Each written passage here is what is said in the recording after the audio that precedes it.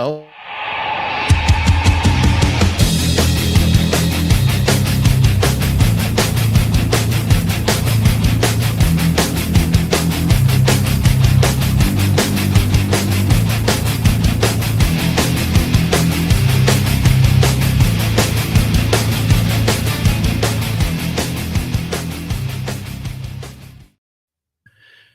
Hello, everybody. Happy Sunday night mayhem to you.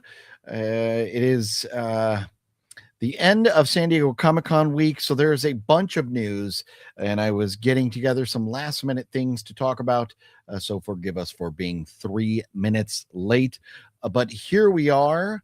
Mr. John Ward, before I so rudely interrupted you with an intro video right there, we were talking about our beverages of choice this evening. I have my Diet Coke here.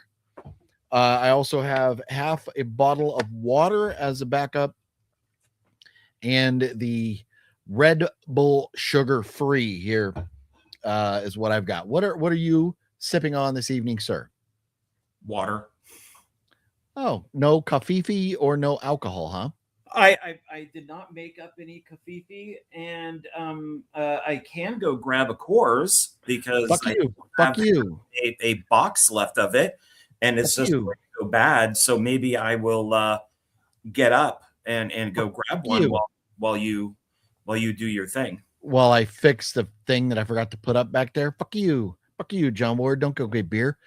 I kid. If you want to go get a beer, go get a beer. And be a bastard. I don't have beer. I got to get rid of it somehow, right? I don't know. It'll sit there until I'm back in town next time. Admit it. You know. Well, otherwise, how are you doing? How was your weekend? So far so good. Natasha, my kitty cat, has become an office cat. So whenever I'm in the office, she is here. Boris does not care. So we are sharing the office right now. So and she is rubbing up against my legs. So she is my office cat. Very nice. It's always nice to have a little companionship. With that being said, let's get to it.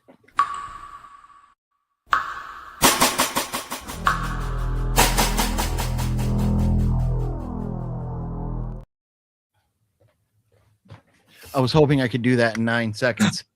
I didn't do it. I fumbled over there. I was like, oh, no, I was too frantic. I fumbled. But before you talk, have you seen the trailer? This is news for Matchbox, the movie. For Matchbox, the movie? Oh, you do have it. I saw the trailer. Uh-oh, did John freeze? I saw the trailer for this today, and I went, oh my God, who would? No, I'm fine. Okay. You froze. At least you froze for me for a second. It could have been just a glitch or whatever, hopefully. But yes, I unfortunately saw that.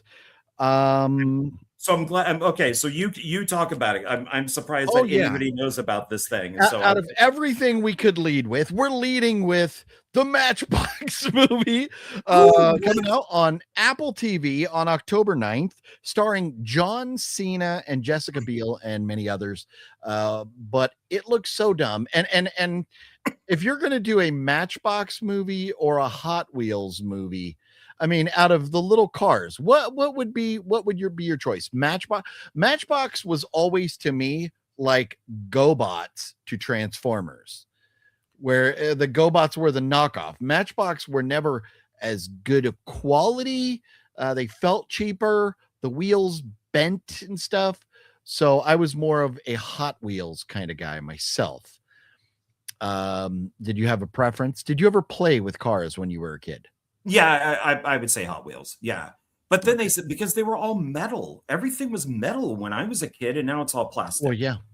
Well, yeah, I think Hot Wheels can still, I don't know. It's been a long time. But anyways, yeah, Matchbox the movie. Neither one of us think it's going to be very, very good. But the news of the day, yes, it is Spider-Man week. As our thumbnail says, please don't suck. We want this movie to be good. John and I both have our tickets in hand. The movie is going to be 2 hours, 25 minutes. They did release a clip at San Diego Comic-Con when Bernthal came out and started saying, "Hey, Feige, hey, Feige." It was kind of funny the way he was just calling him Feige. Hey, Feige. But I don't know who all else went to those panels. But at that particular panel, it was Feige and it was Bernthal. I didn't see anybody else from Spider-Man there. I know they had a big panel for the Avengers, Doomsday, but that's another conversation. Right now, this week, Spider-Man is coming out, and they showed a clip there, which I could not find, but I wouldn't show you anyways for copyright issues. But supposedly the clip they showed at Comic-Con was Spider-Man and the Punisher, and Punisher was like fighting the Hulk, and like he was shooting him a lot, and then Spider-Man shot a web on the Hulk or something, and then him and Punisher were talking, and Spider-Man's like, "You're gonna fight the Hulk," and Punisher's like, "Apparently." That's the big clip. That's what's out there. Who knows what's going on with that, where it is in the movie at all. But that was the news that came out. I was on the fence about this because of there's a lot of stupid people in Hollywood, and I wish people like Anne Hathaway would shut her fucking face. Just go be pretty and pull your boobs out from time to time and have your big eyeballs, and people will love you. When you open your mouth and start talking about how the world doesn't revolve around white people, go fuck your mother. I don't care. Maybe it does, maybe it doesn't. Who's to say? I don't fucking want to hear it from a Hollywood bimbo. That's my problem. Well, Mark Ruffalo loves to run his mouth too, and the fact that he is the Hulk and we have to deal with him, and we need a better name for Mammogram Donnie here, the Mammogram Don, whatever the fuck this guy's name is, that's going to apparently be in here too. So I wasn't going to go see it, but when I saw the clip of Bernthal popping out talking about it, I was like, I need more Punisher in my life. So I went and I bought myself a ticket for 3 p.m. on Thursday. What time are you going to be seeing it, John? Noon on Thursday. Okay. Yeah, there was a 1 o'clock showing. I think there might have even been a noon showing on Thursday. Sorry about the dogs. My wife and daughter just got home, and so the dogs are excited. They will shut up in a moment.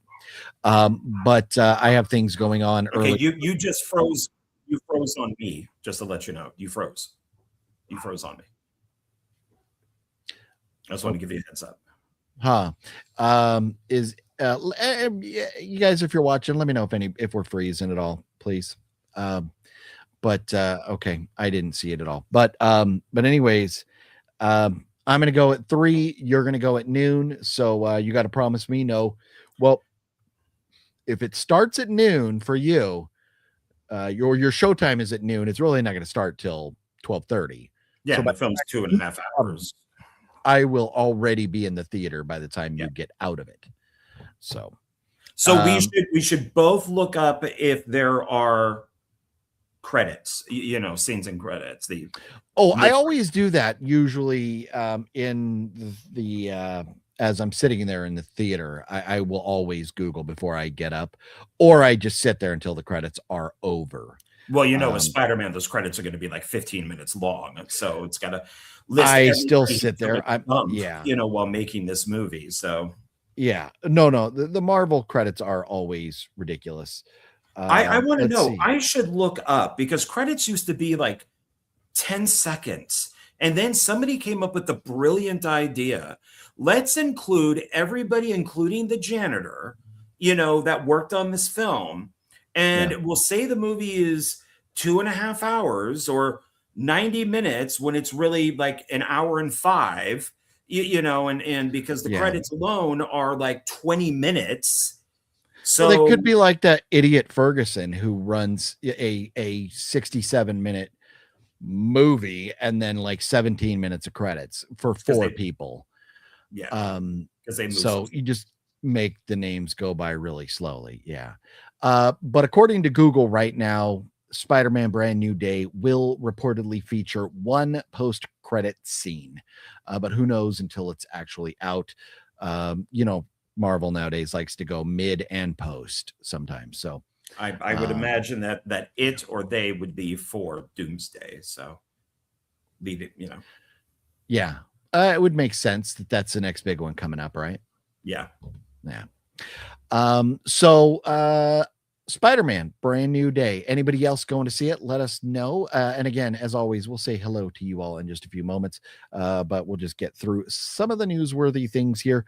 Ice Cream Man comes out the following week. So this week, Spider-Man, next week, Ice Cream Man. Ice Cream Man, a bit more in the ballpark of movies John and I like to see, at 1 hour and 26 minutes long. Oh, that's much. Directed by Eli Roth, and apparently also starring Eli Roth. At some form or another, he will be acting in it as well as directing it. So kind of looking forward to that. And then the following week, the end of Oak Street with, as previously mentioned, Anne Hathaway and her big mouth. Ewan McGregor, who I just watched a movie with, Night Watch, a very young Ewan McGregor. That's PG-13, 1 hour and 40 minutes on that. It kind of looks like a Doomsday thing with dinosaurs running around. If you haven't seen the trailer, have you seen the trailer for this, John? Yeah, I'm sure you have, right? Yeah, it looks interesting. It's from the was it the director of Weapons? Oh yeah, that's right. Yeah. And so I am looking forward to it. These days, unfortunately, we just got to go see movies with people who just, flop their lips around, because even Ewan McGregor, when he was doing Obi-Wan Kenobi, he's like, if you don't like a particular character in this, you're a misogynist, you're a racist, and all of this, as he's sitting in his car calling people horrible because they don't like a character in a film, in a TV show. You're no Star Wars fan, and it's just like, dude, shut the fuck up. Just shut up. Yeah. We're 12 minutes in. I can now say that. So. Oh yeah. No. I said a lot worse at about 1 minute and 20 seconds. So. And then the week after that, Insidious Out of the Further, which will be 1 hour and 46 minutes. Oh, that's why does that say Odyssey? Oh my God. Don't tell me that's coming back. It still hasn't hit 1 billion. It still has not hit 1 billion. Liberals, you could suck it. Oh, there's Insidious. It has not made 1 billion. And now with Spider-Man coming out, it probably never will. Thank God. So we will get to that in just a moment. But Insidious Out of the Further, PG-13 rating, which I'm a little I was all flustered trying to out of the Fuhrer. Back to this. Out of the Fuhrer. Coming out on the 21st of August, 1 hour and 46 minutes. Okay. Unfortunately has a PG-13 rating. I'm not excited about that. But according to IMDb, Lynn Shay is back in some form or another. So that's a good thing, right? Because she is that franchise. So. And then, yes, I did want to mention the Odyssey, which is still sitting on the... let me see if my friend is here.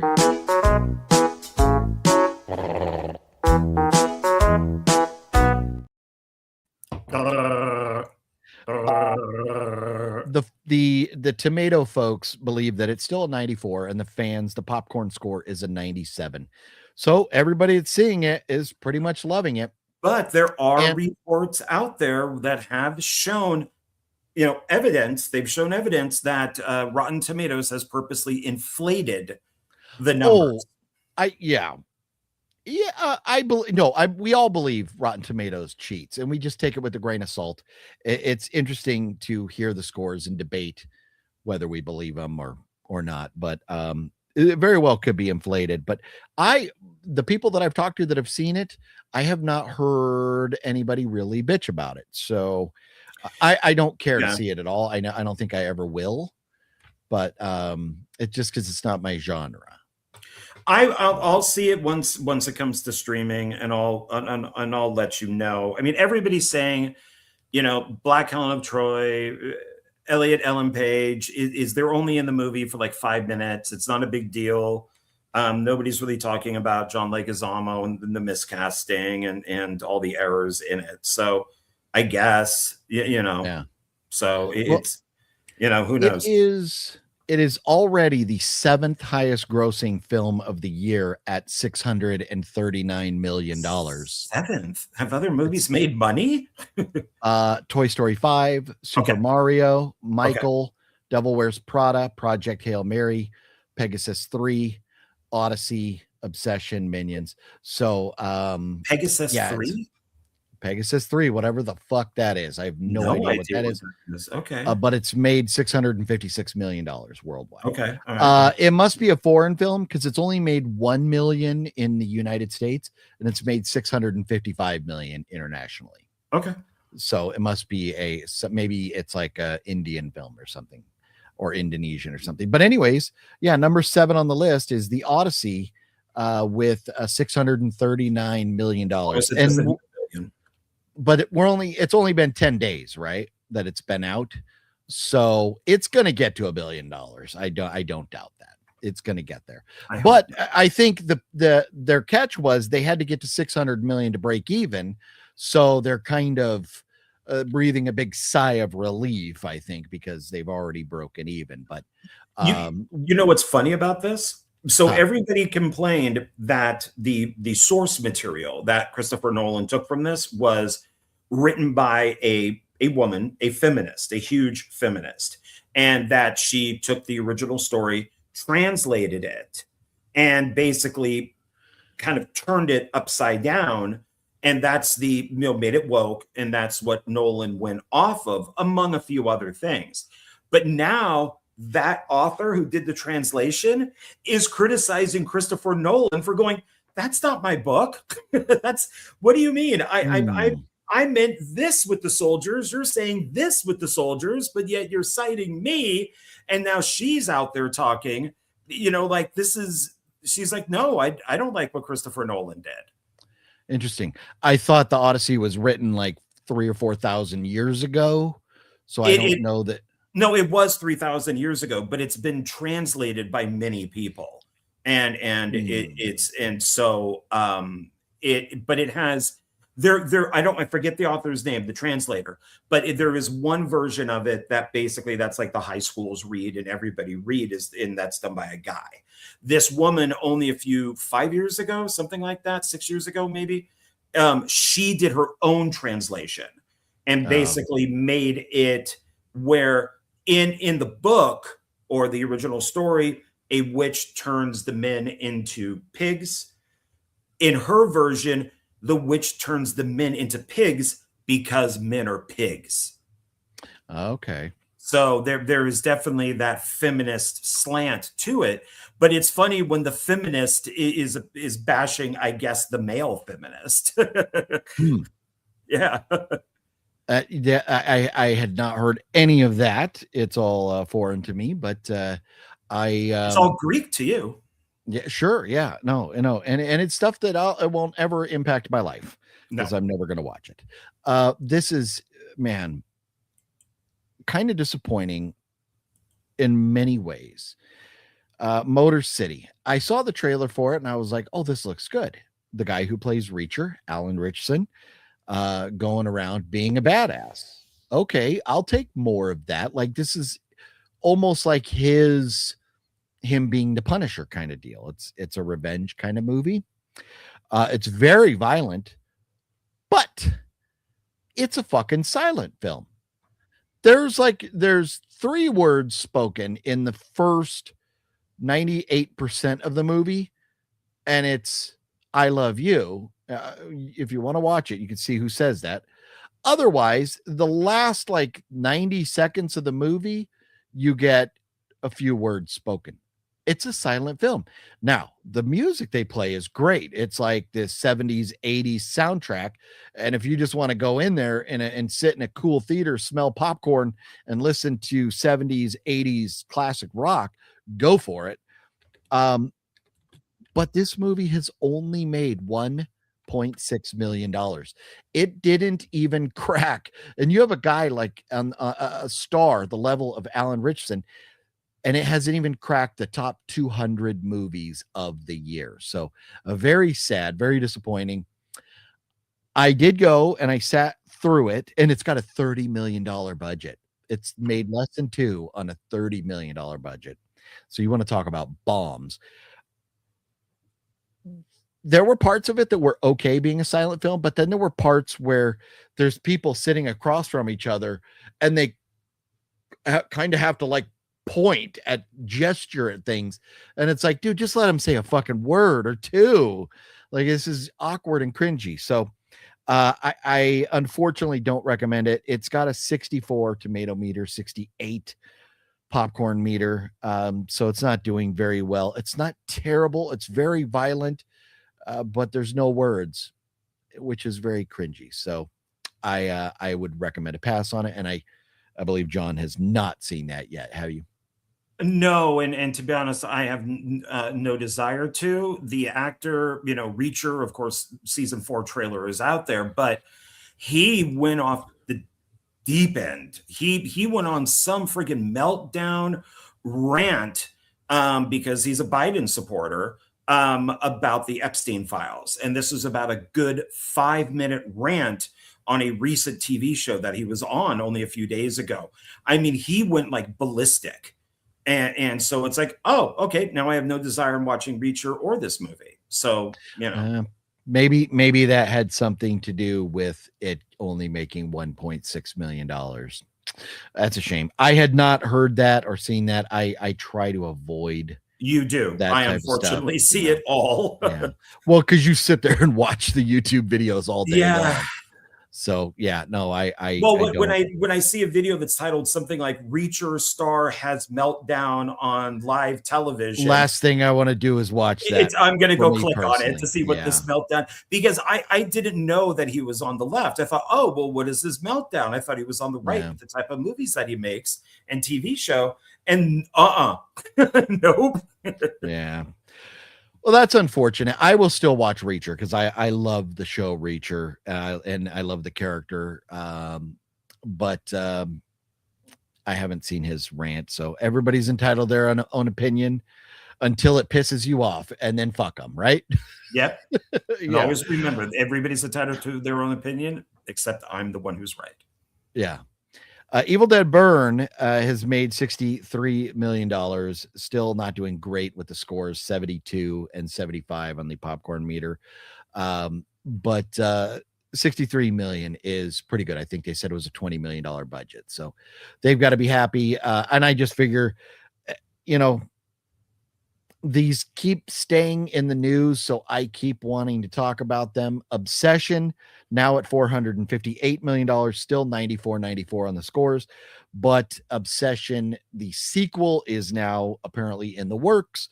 And I think it's still like very, very, very early on. I don't think it's even written yet, but it's in the works.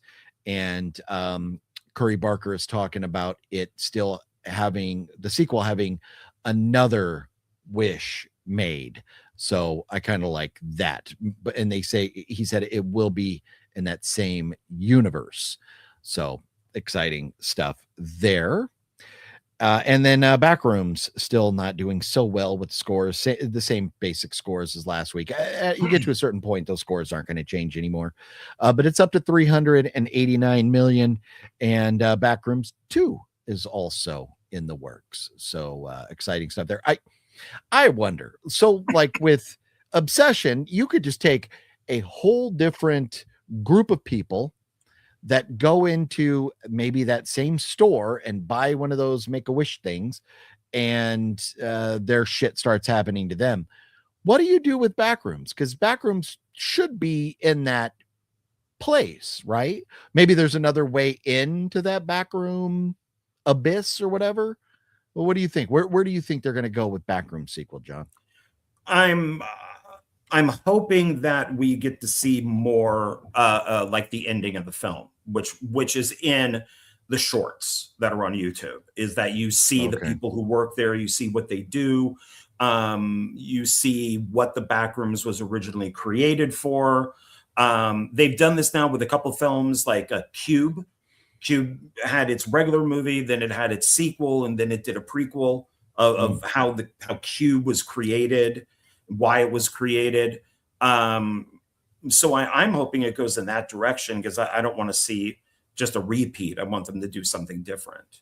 Sure. Yeah. No. Exactly. Exactly.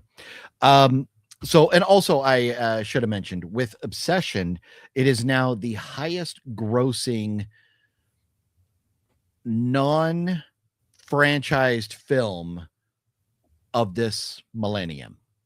So, of the past 26 years, films that are not part, like, or maybe it's horror film, but films that are not part of a franchise, it has made more than any other, because obviously, like, Michael's not part of a franchise and it's made over $1 billion.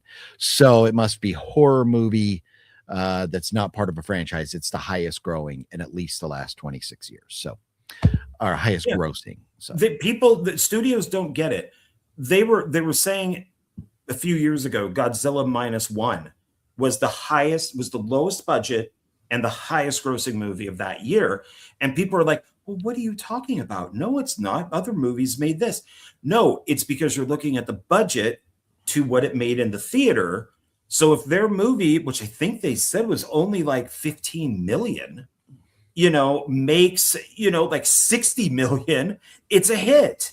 Oh yeah. And it doesn't matter if you have a Disney movie that made $1 million, that made $1 billion, if its budget has to have them make 2 billion.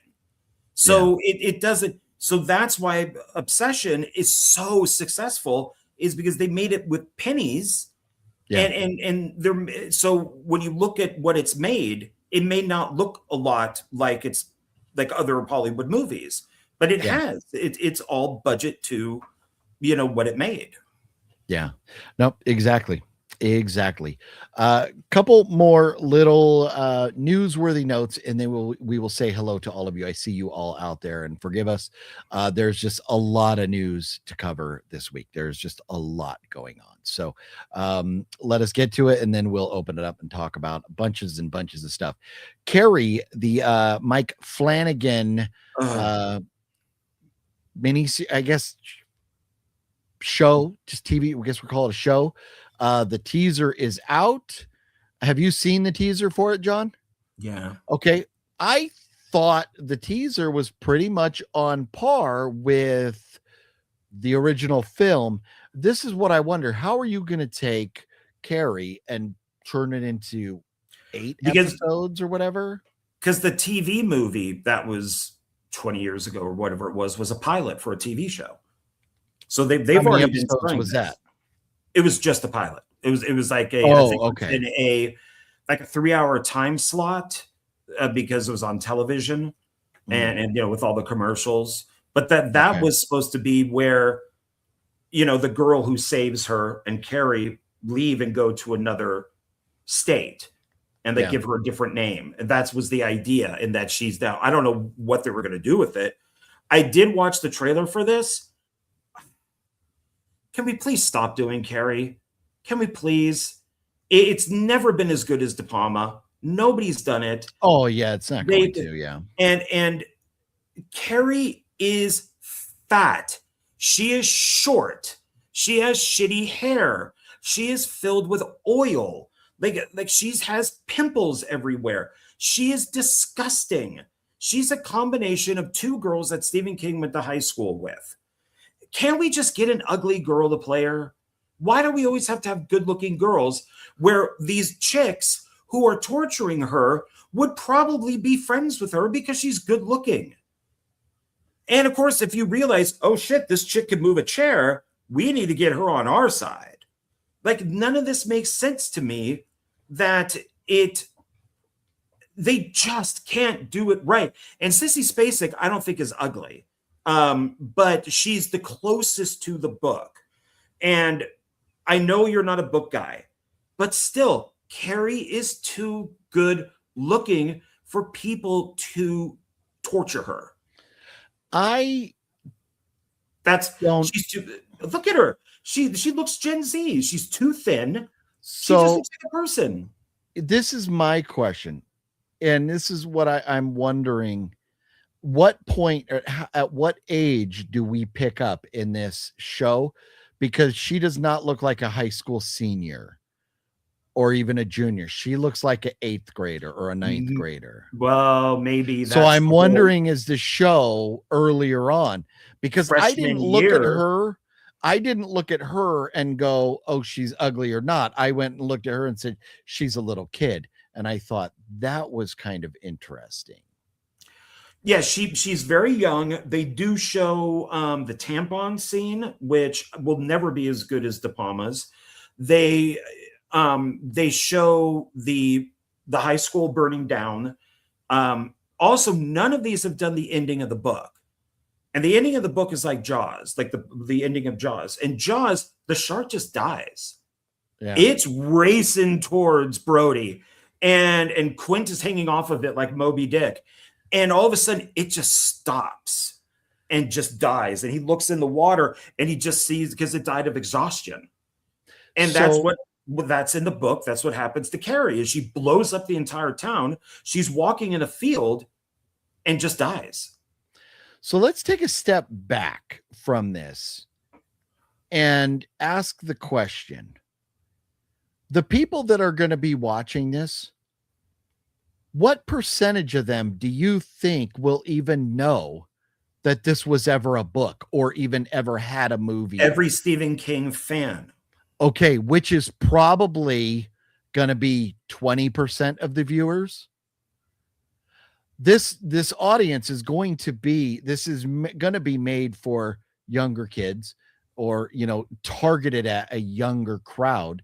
I don't think many of them are the vast majority of viewers are going to care about the book or even know that there was a book. But so let's just say that Carrie should still be ugly. Look at Mean Girls. Lindsay Lohan was hot. That was at her peak. I've never seen Mean Girls. That's something I would never ever watch. It's very funny. It's very funny. But you have to take your word. The Mean Girls bring her in because she's hot. It's that simple. It's just like, new hot girl in school. We're the Mean Girls. They did the same thing in Clueless. Oh, look, here's this girl who's really cute. Let's make her a project and we'll make her even hotter. Yeah. You do, unless you're completely threatened. Why would you not bring in a girl who looks like this to be in your group? Because especially one also, who can move things. I think the catch is with Carrie, she doesn't have to be ugly, because the school knows, everybody at school knows that she's a weirdo, that the weird things have happened around her. She's got a weird mom. They know the backstory with her being this weird person. And I think that's enough.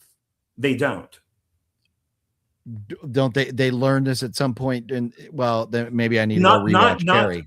Not really. They don't know it really. I mean, they know that Carrie's mom is a crazy religious person, but that's enough. But that's enough for little kids to pick on each other. But Carrie doesn't really develop her skills until it's when she gets her period is when she gets her skills. And that's why she's freaking out in the bathroom, because she's starting late and she thinks she's dying and the girls are making fun of her. Yeah. So I just think that we're now beyond the book. Nothing is ever going to be the book. I've come to that conclusion. Yeah. Just like no comic book is going to be the movie. So will you watch it? It's Mike Flanagan. I'm still annoyed that he was part of Shelby Oaks, which I'm glad failed. And we'll see what happens. So the question, so we have to we're already 34 minutes in. I haven't said hello to everybody. I'm trying to move on, but will you watch this? Or are you still on the fence? Okay. No, I thought the trailer looked great.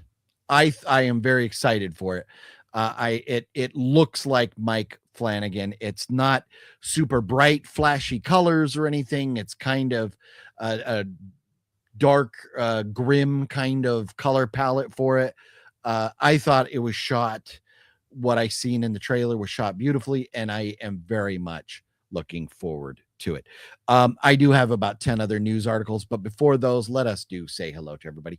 Fluffy says, please do suck. He's joking Spider-Man. Yeah, about our Spider-Man. Yes. Gail, how you doing? Rewatch Howling and Howling 2 yesterday. Gail, we're going to be talking about those. I did the same thing. I watched them both yesterday. Since you sent them to me, sent two to me. So we'll talk about that in a little bit. Jeff Keaton, what's up? Magnetic Cone. TV series is The Terror, Devil in Silver. I gave it 4 stars. I'm not understanding what you mean with that, but you watched a TV series called The Terror? Is that what you're saying there, Magnetic? Yeah, sorry. What up, OGP John? How you doing? What's up, Wicked Network? What's up, Elika? Love John's cats. Well, there you go. Metal Greg, what's cracking? Snap into a Slim Jim. Oh yeah, like Sinistalker did over there at Comic-Con with the Randy Macho Man cosplayer. The new Carrie series on Prime has caught my eye. Mine as well, Jeff. Mine as well. And Magnetic Cone is interested in Carrie. Rest in peace, Chuck Russell, Nightmare on Elm Street 3, Dream Warriors, The Blob, and many more. Let me just pull him up right now. I was going to mention him. He's actually like 2 more down the list on the news that we were going to get to, but let's just mention him now. He had just signed on to be at Creep.icon in February. Had just signed. They had just posted that he was going to join, and then he passed away like less than a week later. So devastating news. I don't know how old he was, but I think he was only like in his 60s or something, not too awful old. Yeah. But so very sad. Favorite movies or any comments, John, on Chuck Russell? I met him once, very long time ago. I went to a screening of Dreamscape, and that's how he got the job for Nightmare 3. Very nice guy. I talked to him, at the time. I mean, none of us knew who Chuck Russell was. He was just the director of the movie, but very nice guy. And it's unfortunate. And he's made some awesome films. So if we're talking favorite film, I'd probably say The Blob. Yeah, The Blob's pretty damn good. Yeah. And not being a big Nightmare on Elm Street fan, I know a lot of people love it. But honestly, just to be completely honest, because that's what we are here. We're blunt and we're honest. I didn't know who he was until like 3 days ago when he passed away. But anybody who passes away that young, and any icons, which he was a film icon, whether you knew his name or not. Yeah. So yes, rest in peace to Chuck Russell. Jeff watched a decent flick on Shudder called Road Games with Barbara Crampton. Haven't heard of Games. Yeah, Road Games. Good call, Road John. Rogaine.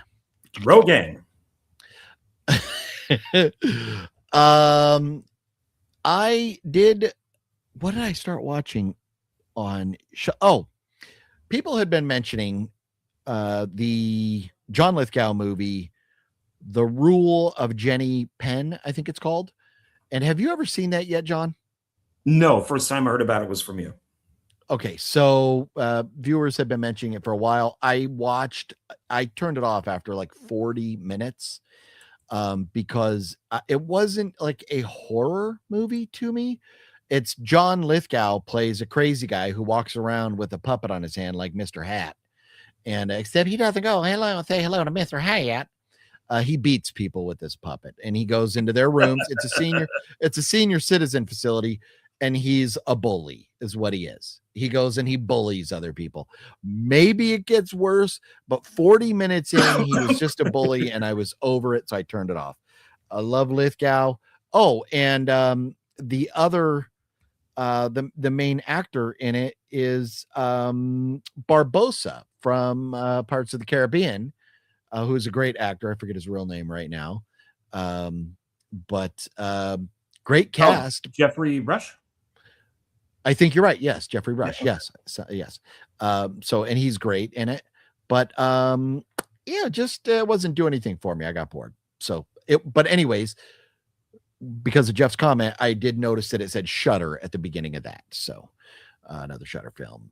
So Wicked Network says, Hilaire picked up Russell Reserve 10 years age, same master distiller for Wild Turkey. Oh, like Gail's talking about some booze that he got. Very nice. John's still hoarding up on all kinds of liquor at his place, not just beer, but he's got lots of liquor. Yeah. I'm not a drinker. Yeah. Shame on you. Shame on you, John Ward. I'd rather have a Diet Pepsi. What can I say? Ew, brother. Ew. You know what? We haven't broke him out in a while. Ew. And guys like that, they're not getting very well received lately. So, so let's give him some due here. Hard pass on Spidey. Yeah, I know, man. I don't really give two shits about comic book movies, but I do love me some Punisher, so that's why I'm there. Used to say watching movie until the gaffer showed up, then would leave. Yeah. So theaters nowadays, because they're trying to get their bang for the buck, I get it. Before the credits are over, a lot of times the cleaning crew will be standing in the theater, or they'll already be sweeping. So that drives me nuts. If I'm sitting there watching, don't come fucking walking around, even if you know there's no post-credit scene, because what if I want to pay my respects to, as John said, the guy who took out the trash at the film developing company, for the second team unit in Australia for that, one special effect that was, it's ridiculous, but let us watch them. We paid for it. Thank you, Gail. Everyone, if you would please hit the thumbs up button. Rest in peace, Jordan Davey. Don't know Jordan Davey. I don't know who that is, Brian. Sam Neill. Yes, we mentioned Sam last week. Hal Williams. There's a lot of people on your list there. Lead singer from I have no idea who 90% of them are, Brian. I apologize. Happy birthday to Susan George, says Jeff. I don't know who Susan George is. Do you, John? Is that Christopher George's Susan George? That I'm said for somebody like Jeff, that might be Christopher English George. Film actress. She was in Straw Dogs with Dustin Hoffman. Oh, not Christopher George's wife. Okay, no, I know who she is. Yeah, she's hot. Yeah. Okay. Or sorry. Well, yeah, of course. Yeah, she's 76 now. Yeah. Ulysses, the movie with Kirk Douglas. That's he's saying instead of Odyssey. Yeah. There you go, Gail. Come on, for the love of God, hit the daggone thumbs up. The God, because it has an uppercase G. So yes. The God. Yeah. Well, if you notice, type in God on Google and see what happens. It uppercases it for you. Because God is apparently a pronoun. Pick up some really nice DVDs at garage sale this weekend. Very cool. Oh, Gail sent me a picture. He got some good stuff. John, we watched Flesh Attack. Loved the blood and guts. Made you want barbecue afterwards. Nice. Wow, thank you. Yeah, good. That's funny because here I am sitting here last night watching The Howling and Howling 2, and it got me into the kitchen at 1 a.m. making sloppy joes. So I was like, I need beef. I need some meat in my life. That is funny. How's G fam? But yeah, there you go. Very nice compliment for Flesh Attack. There you go. Christian's in the house. What up, Christian? Hey, Christian. Hey, John OGP, have to leave early doctor's appointment. Wish all the legends a good night. Gail, have yourself a good night. Hopefully things go well at your doctor's appointment. Mr. Jami, what's up? Lindsay Lohan was 17 years old in Mean Girls. Wow. She was still hot. She was really hot. Nobody gave a shit when she posed in Playboy because she had so much plastic surgery done. Ooh. Mean Girls jokes wouldn't make it in today's woke movies. No, you're right, Wicked Network. Dollar Tree, what's up? How you doing, Dollar Tree? Mario, what's up? John, how was your day? My day was wonderful. Speaking of my day, and I will let John tell you all about his day in just a moment, but my day started off with me trying to do a live stream with Brother Chaos earlier today on his channel. He kept having technical difficulties, so he ended the stream. We started another stream, and that went haywire too, so we're going to reschedule, but I love Brother Chaos. He apparently has been good friends with Master Chaos for 30 years now. And so we're going to do another video. And that is the reason I watched Night Watch. And we'll talk all about that, amongst other things on that. So look out. I'll be posting when that's going to happen on Instagram again. So if you don't follow me on Instagram, follow John on Instagram. John, per Mario's question, how was your day? It was fine. I did a couple videos with Jonathan and Paul earlier that will come up in the next couple days, the end of the month hauls. I watched, and we'll talk about this later, I watched the film Mercy. I made thumbnails for stuff on YouTube that I didn't like the thumbnail for, and for some stuff. So yeah. Very nice. Did you like the thumbnail I made for the video tonight with you being Spidey and me being Punisher and both of us having full heads of hair? Yeah. I like that. Yeah. Look at that lettuce you're rocking up there, man. It's a nice do. I know. I wish I had that. Look at that. My hair used to be like that, but I know. 40 years ago. Man, I'm telling you, that testosterone levels start dropping in your 30s, and that's it. Just forget about it. Pardonnez-moi. A Dollar Tree saw the Odyssey. Good movie, but very overrated. Interesting. There's a snake in Jesse's boot. You gotta be careful there. I don't know if that's a reference to something. Forgive me. BWL Farmer. Is that Bull Farmer? Best wishes to you both this week. Do you feel Shudder is worth the price of entry these days? So Shudder, I think you can subscribe if you have Amazon and you add it on. I think it's like $4 a month, maybe $5. There's a lot of content on there. It is one of the best add-ons to Amazon that I know of. So I do think there is a lot out there to watch. John, have you ever, I know you have Amazon right now, and you're, on the fence of whether keeping it or not, but have you ever had a Shudder subscription? Just the free trial. That's it. Okay. I've done that. I've noticed that if you do the free trial and then you wait a couple months or a few months, you can get the trial again. So that's what I've been doing on some of these. Nice. Yeah, good plan there. Do y'all clap at the end of the movie theater? I fucking hate people that clap at the movie theater. Now, if you're at a screening of Top Gun and Tom Cruise is sitting there in the front row, yes, you applaud because he is there to receive it. Oh, thank you guys. I would appreciate that. He clapped. Always Tom. Always Tom. Yes. Always Tom. Always Tom. We'll bring these too. But at a movie, when people, and more power to them, but it annoys me. It's like if you're on an airplane and it lands and people clap. The only time you should ever do that is if you feared that you were going to die. Like the turbulence was so insane. Babies were flying off the roof and stuff. So I don't know about any of that applaud. Now, at least pilots are in the front and they would be able to hear if the entire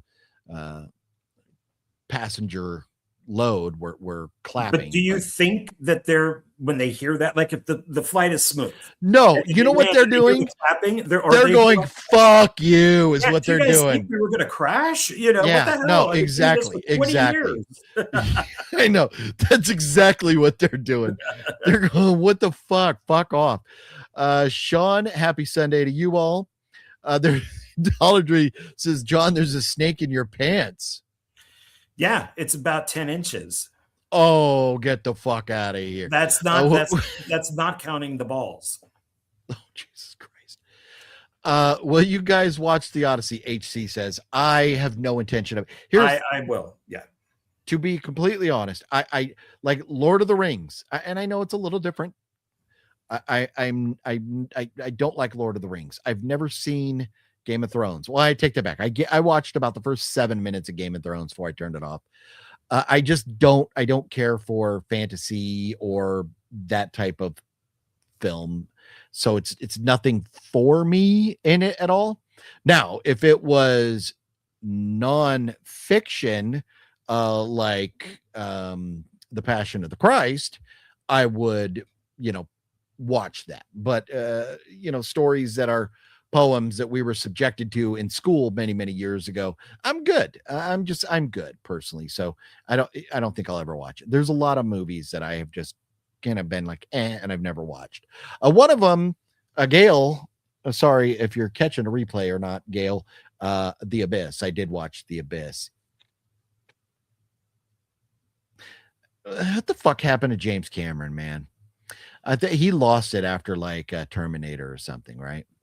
Dude, that's what like after his first film. Yeah, exactly. I mean that Piranha 2. No, he want everything. I'm gonna give him credit for the first Avatar because that could have never been done before. The story's been done 1,000 times. This is called Dances with Wolves, but anything past that, which really has just been 2 Avatar movies and documentaries and stuff, and he became woke. Yeah. Well, woke or not, the quality of the movie and yeah, Avatar 2 and 3, I haven't seen. Have you seen either of those? No, because I heard what he did was he just took the script for Avatar 2 and just remade it into Avatar 3. And somebody on YouTube did a side-by-side comparison of the 2 films. And they're the same movies, except the blue people with guns are by a house. And then in part 3, they're by a boat. But they're doing the same exact thing. So it's like, no, I've seen part 2, but no, I don't. The trailer for part 2 looked like a cartoon for me. When we saw the original one 74 years ago, it looked great because the special effects at that time looked great. Part 2 looked the same as part 1, which the effects should have been a lot better. The CGI should have been a lot better. And I felt like it still looked like a cartoon.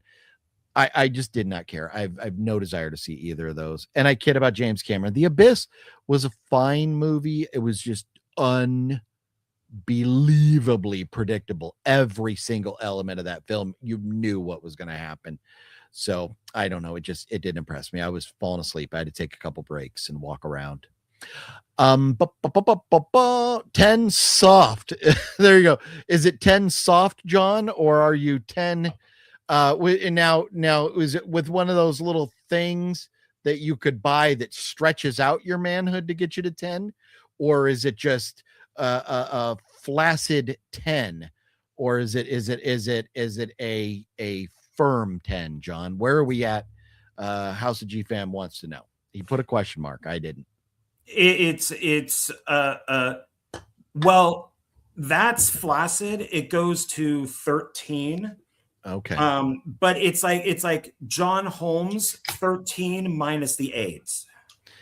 The bad news for the ladies, though, is that John hates boobs, and so they'll never get to experience it. They'll never get to experience it. Yeah. Yeah.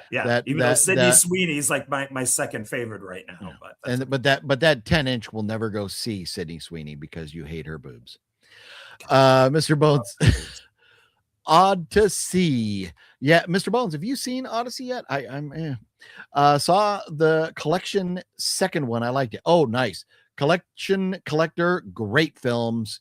Man, maybe someday that third one gets done.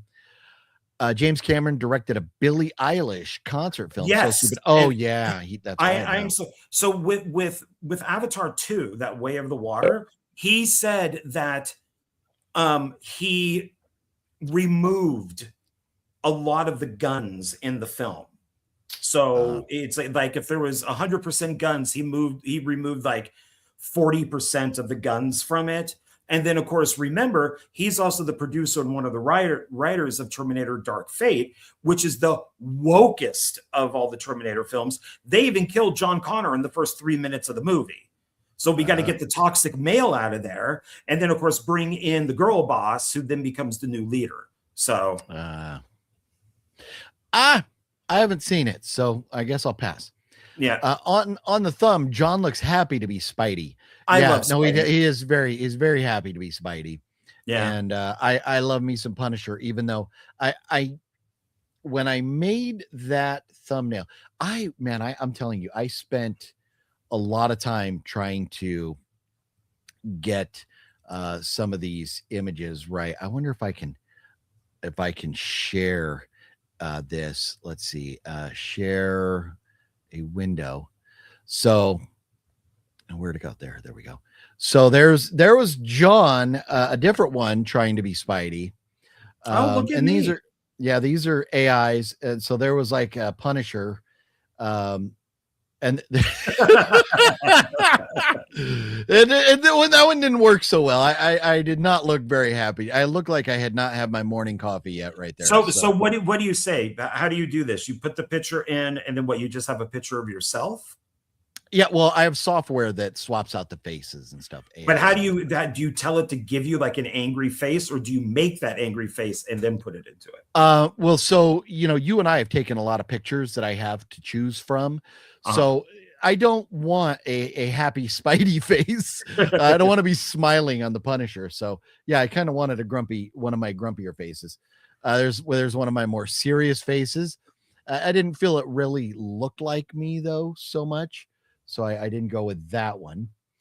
There was another one I was kind of trying with the both of us there. Look at me looking all handsome, man. Let's just go back. I kind of like this one. I'm kind of excited here. I'm an optimistic Punisher right there. So here you go. There's well, now I'm not sure. It's so fucking funny. I think I landed on a nail. Yeah.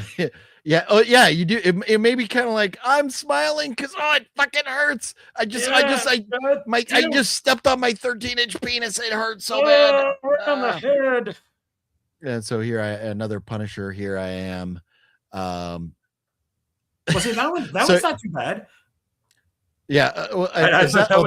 That's the one I went with. But that's surprised the Punisher.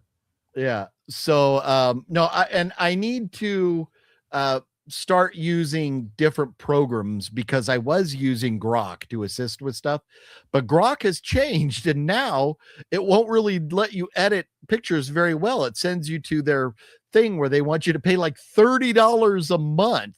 Fuck you, Elon. Don't you have enough money? And Dr. Fauci. Yeah. Thank you. Fucking Bin Laden, asshole. Dollar Tree says use Gemini. It's free and makes the best AI. And no, that's what I need to start broadening my horizons. I know there's other ones out there, but I always forget. I'm going to write that down. Gemini.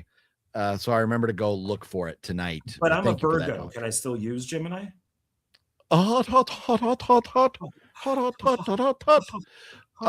So anyways, let's finish up with the news. 57 minutes in, because we do have quite a bit more to talk about here. Okay. So I'm going to go get a beer while you talk about this, so that way I won't interrupt you. Fuck you, John Ward. Fuck you. I don't even know what that movie is, so don't worry about it. Oh, Other Mommy? Okay. So Other Mommy, trailer just came out for it. Looks like Us, like the movie Us, starring Jessica Chastain.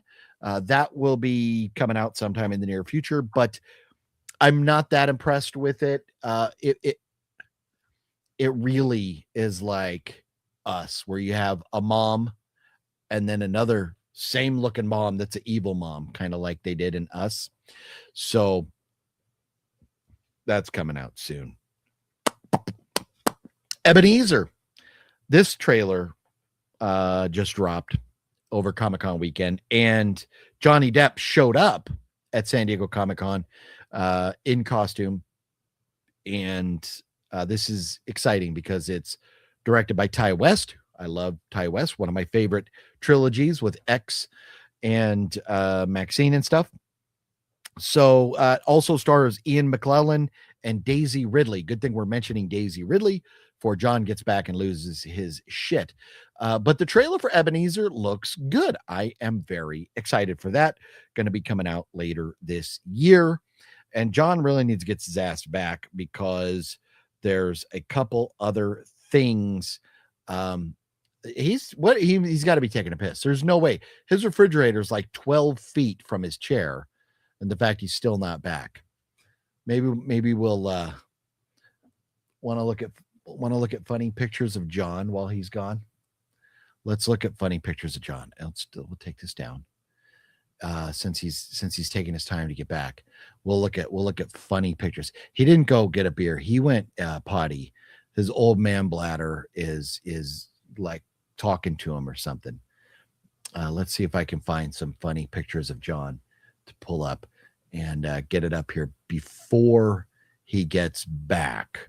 Here we go. Let's see. I gotta find a good one.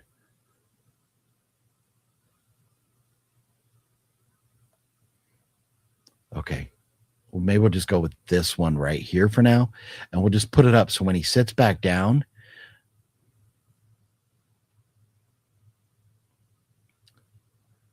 see what I'm talking about?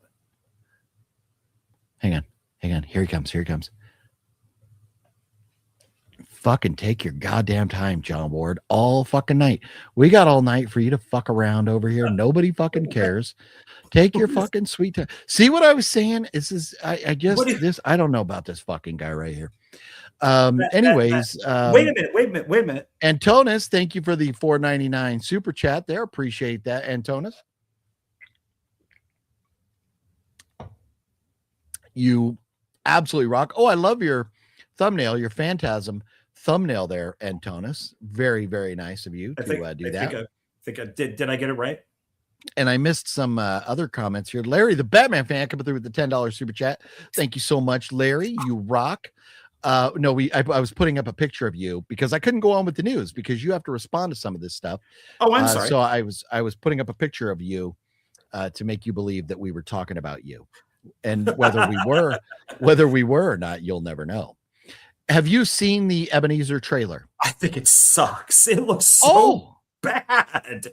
Why? What do you think looks bad? First of all, before he was Scrooge, he was Ebenezer. His name is Ebenezer Scrooge. That's his name. Okay. Why would he be before he's Scrooge? What is he, Cher? That doesn't make any sense. The tagline is horrible. And then I thought they're going to say it was a Tim Burton movie because it looked like crap. But it's just like, it's Ty West.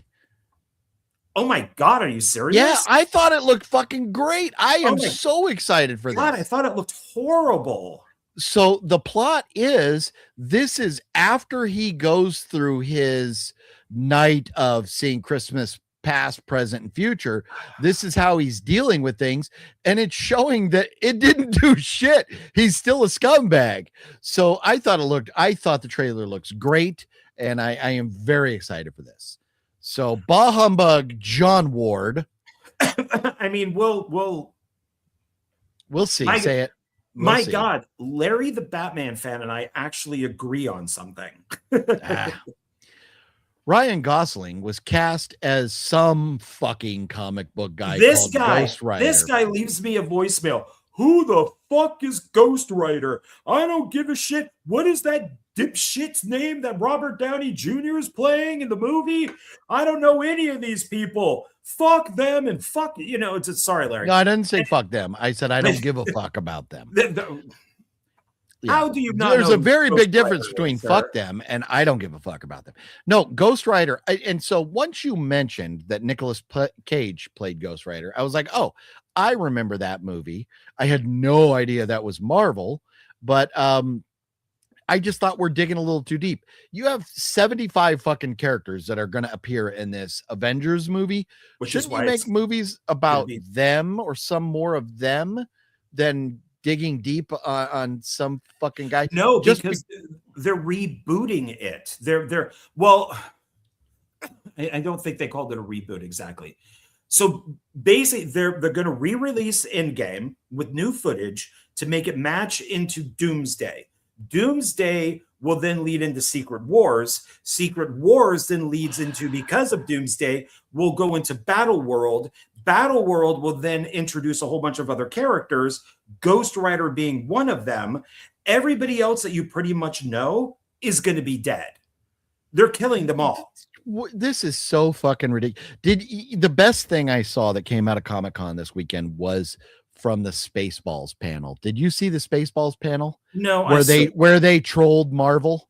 No. Oh, they fucking trolled Marvel hard. I don't care about Spaceballs too. No. Okay, so the Spaceballs panel, they said, "Oh, we're making this Spaceballs universe where we're going to have a movie about Darth Helmet." Those. And then so it went over, like they had this like series of different movies that were going to spin off, and there must have been like 400 of them in different panels. They trolled the shit out of Marvel, and I thought it was amazing. All this stuff with needing to watch this to know that and all this. Fuck all that. Give me a movie. Let me watch it. If it's good, it's good. If it's not, it's not. But you know what? More power to them, because obviously people are paying to go see this stuff, and more power to the people that care.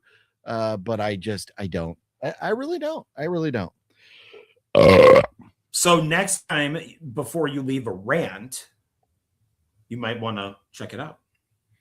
Check what out? Well, and see who these people are. I don't give a fuck who they are.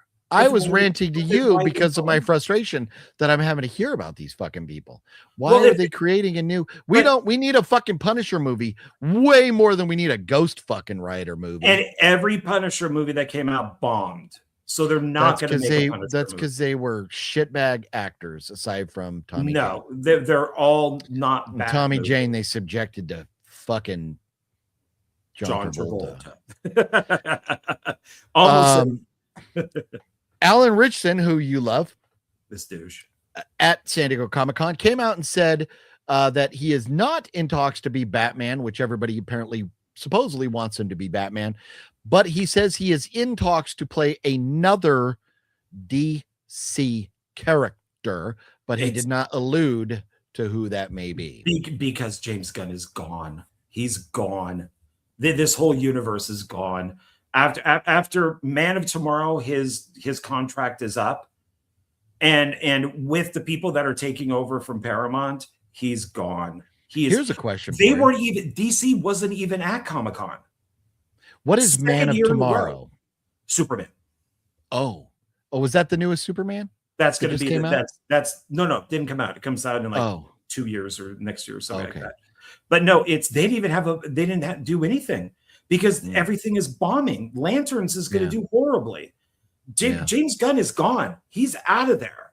Yeah. So we'll see. We've all thought that, and they stick around. I'm hoping. Maybe James Gunn will go back to Marvel, and then maybe Feige will go to DC. No, maybe both of them should quit and never work in film again. That would be good. Yeah. Marvel, and this is one of the things that has become so confusing because of Disney buying everything under the sun. Marvel is now releasing Indiana Jones comic books. There's a new Indiana Jones comic coming out from Marvel. Was it Indiana Jones was never a comic book when it first came out, right? Before it came out? No, not before. After Raiders, they did comic books. Marvel. Okay, so after it came out. I mean, it was Marvel? Yeah. Okay. Yeah. And then I think Dark Horse did some, and I mean, Disney owns the IP. They got to do something or they've lost all this money. Yeah. So video games, comics, putting out a comic book at this point in time, is a comic book really going to make them that much money? No, because all the stores are closing. Comic books are bombing. Yeah. Well, and most comic books now, they're like, oh, buy our comic book. We'll send you the digital download. Fuck you, your digital download. We're physical media whores. We don't want your digital crap. No, but that's the way to get stuff now is it's all digital. Yeah. Yeah. I mean, the artists and the writers are still there. You're just not getting that physical copy. Yeah. I just it was weak. That was fucking weak. Better than what you could do right now, sir. I could do your mom right now if Jeff wasn't already doing her. Why don't both of you do her? Probably take that. Take that. So David Johnson, this guy right here, is apparently going to be the next Black Panther. He's from The Long Walk, I guess. Yeah, he also played the dumb android in Alien Romulus. Oh, is that him? Oh, okay, I like that guy. All right, okay. I didn't know who he was. He's a good actor. I still I still want somebody white to play Black Panther, and you just don't change the name of it. That'd be very funny. Yeah, that'd be very funny. But he is a good choice. So he's a good actor. For me, I'm just. It's said for Black Panther 3. Was there a 2? I didn't even know there was a part 2. Well, yeah, it's Wakanda Forever is the second one. Oh, okay. Which is awful. Because they didn't really have Black Panther, right? It was just Wakanda. No, Black Panther is dead, right? His sister took over. Okay. See, they get rid of the male and they bring in the female. Yeah. So, well, and at that point, they had a kind of a good excuse with what's his name passing away. They still could have had another guy. Sure. But hey, more power to David Johnson, because we do like him. We like him as an actor, so that's great. Yeah. I just didn't know. Weapons prequel about Aunt Gladys is still being written, says Zach Kreger. And probably the last little bit of newsy stuff. Fuck Those Guys, a new TV show that I've been watching, The Westies, just came out. The 4th episode came out, I think, today. I just watched it before coming on here. Starring J.K. Simmons and Sarah Bolger, who she was in Mayans. It's got a few other faces. It's a mafia kind of show takes place in the 80s. And I know I've told John about this twice now. We've already had this conversation because of my failing memory. But it has a guy, an actor I recognize, playing John Gotti. And then it has Paul Castellano. So it has real life, former real life mobsters that are in this. And then it has it's like Italian mob versus Irish mob. And I don't know if any of the Irish mob were real guys. They were, names I'd never heard of before. But the first 4 episodes of this show are great. On MGM Plus, which I signed up for a MGM Plus through Amazon, you get like the first 3 months for like 99 cents a month. So that's how I did that. So it is very good, very violent, and on the level of Sopranos violence. I'm digging it. So highly recommend Fuck Those Guys Westies for anybody that is looking for television show to watch. And I think that was about it. I think that's about it of stuff that we really needed to talk about on the agenda. I didn't bother with birthdays or any of that stuff this week, just because there was so much other stuff to talk about. Speaking of 13-inch dongs, there's just a good look at the Hoff for you, everybody. It's always John and I watched Masters of the Universe finally. I know this is the moment Balzer's been waiting for. John, you and I both were not very excited about this movie. I think you were a little less enthusiastic about this movie than I was. Yeah. But how'd you feel about it after watching it? Well, I got the Amazon Prime, so I got the 30 days for free, saw that it was on there, and just went, why not? Let's give it it's gone back from the people that I watch on YouTube. It went back and forth between, from the trailer, is this woke? Is this not woke? He's got his little nameplate on there that is, he, him, the joke on He-Man, and or he/man, whatever it is. It's supposed to be a joke on the whole pronoun thing.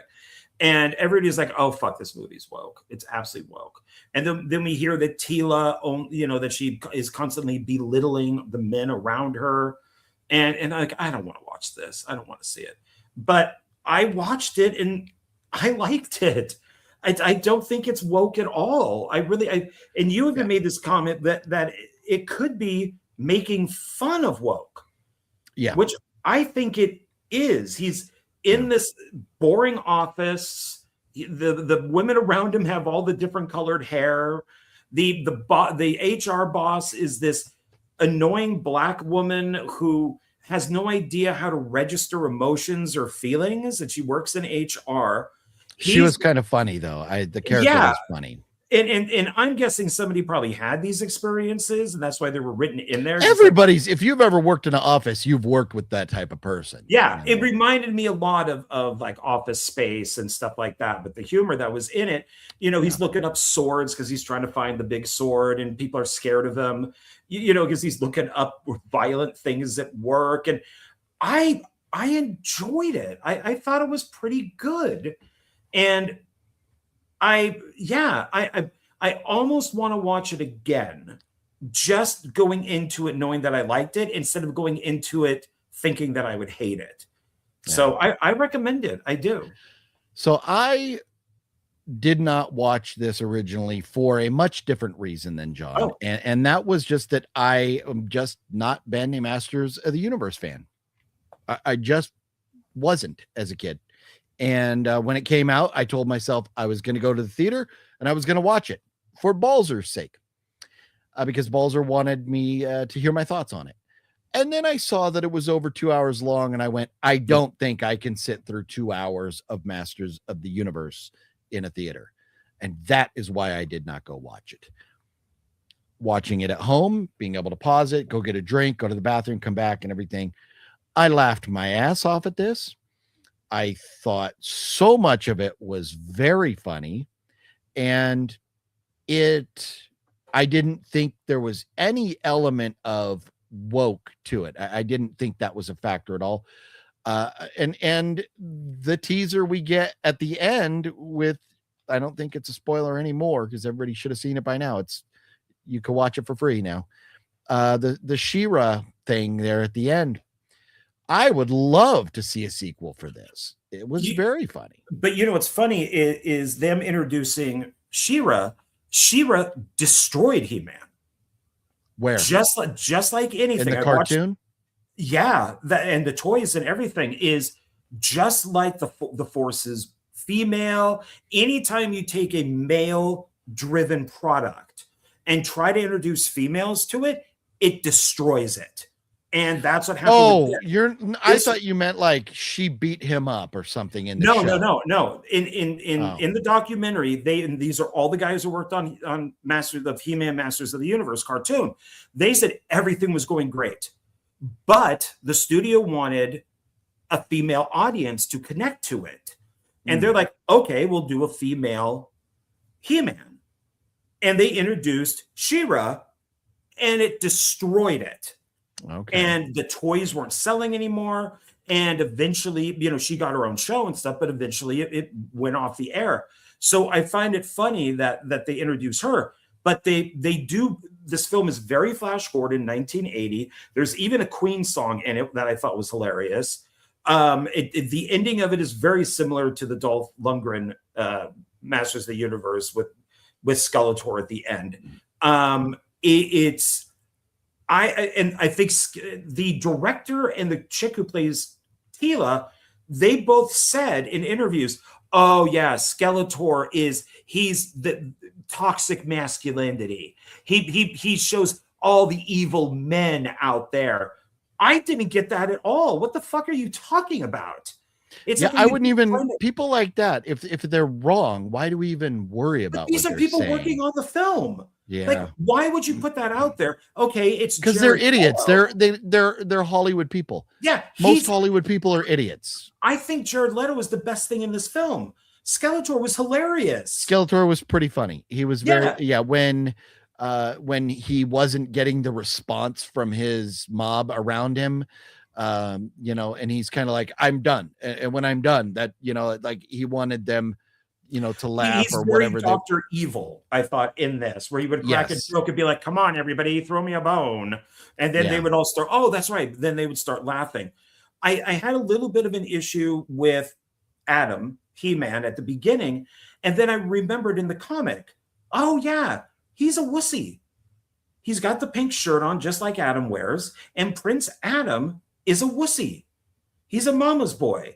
He's not a warrior until he puts up the sword. And so he's getting bashed around by everybody. And I'm like, that's it. And I thought it was pretty legit. I didn't mind Teela talking down because her dad is a drunk and he's a wuss. It's a brother, sister, or maybe not brother sister relationship, but they were but as kids they were kind of like brother sister in this movie. You know, she was kind of like the older sister figure since She-Ra wasn't around. But I did like that kind of bullying aspect because he was the weakling, and she saw her dad kind of bullying him to get him to be a stronger warrior. So you would think like father, like daughter kind of thing. Yeah, I don't think that this movie is woke at all. They even had the message. If you remember towards the end, they're all giving the message that they normally give at the end of the cartoon. You know, today's lesson is this. And they're even doing that. They do the pause at the end, like the cartoon, where they're ha ha, and then they stop laughing as like the credits would go up. There's a lot of stuff to the cartoon that's in this that's done really well. Yeah. Well, and that's what everybody that I had heard from about the movie said, that this movie nails the cartoon. It's what they've wanted for 30 years now, or it's closer to 40 years. Yeah. So, but yeah, there was like little things like when Dolph Lundgren showed up. That's good. And the interaction between the two of them was so damn funny. So there's a lot of funny moments, and I don't know if you haven't seen it, I highly recommend it. Yeah, and Dolph is still huge. Yeah, for a guy his age, Mike, he like towered over the actor who played He-Man. I do believe I rated this a 4 out of 5 on Letterboxd. Did you have a score for it? Same. If you had to pick 4 out of 5? 4 out of 5. Yeah. Okay. Yeah, I thought it was good enough. Let me see what I put it in here as. Yeah, I gave it 4 out of 5. Yeah. So if another one comes out, I'll definitely watch it. So there you go. There's that. John, you had put up some posters down below there. Something else you wanted to mention? Yeah, let's pull up that first one, Mercy. Oh, I have to share them with you, don't I? Hold on. Oh no, here's Mercy right here. Oh no, do you have it? Okay. So, this is the one where basically he was a cop and he's being charged with killing his wife, and he has to prove from this seat that he didn't do it. Right. And Rebecca Ferguson is the AI judge. The whole movie takes place in this room, and it is, he has 90 minutes. He is at 97.5% guilty, which means that he's going to be executed in the chair if he can't prove himself guilty. And guilty.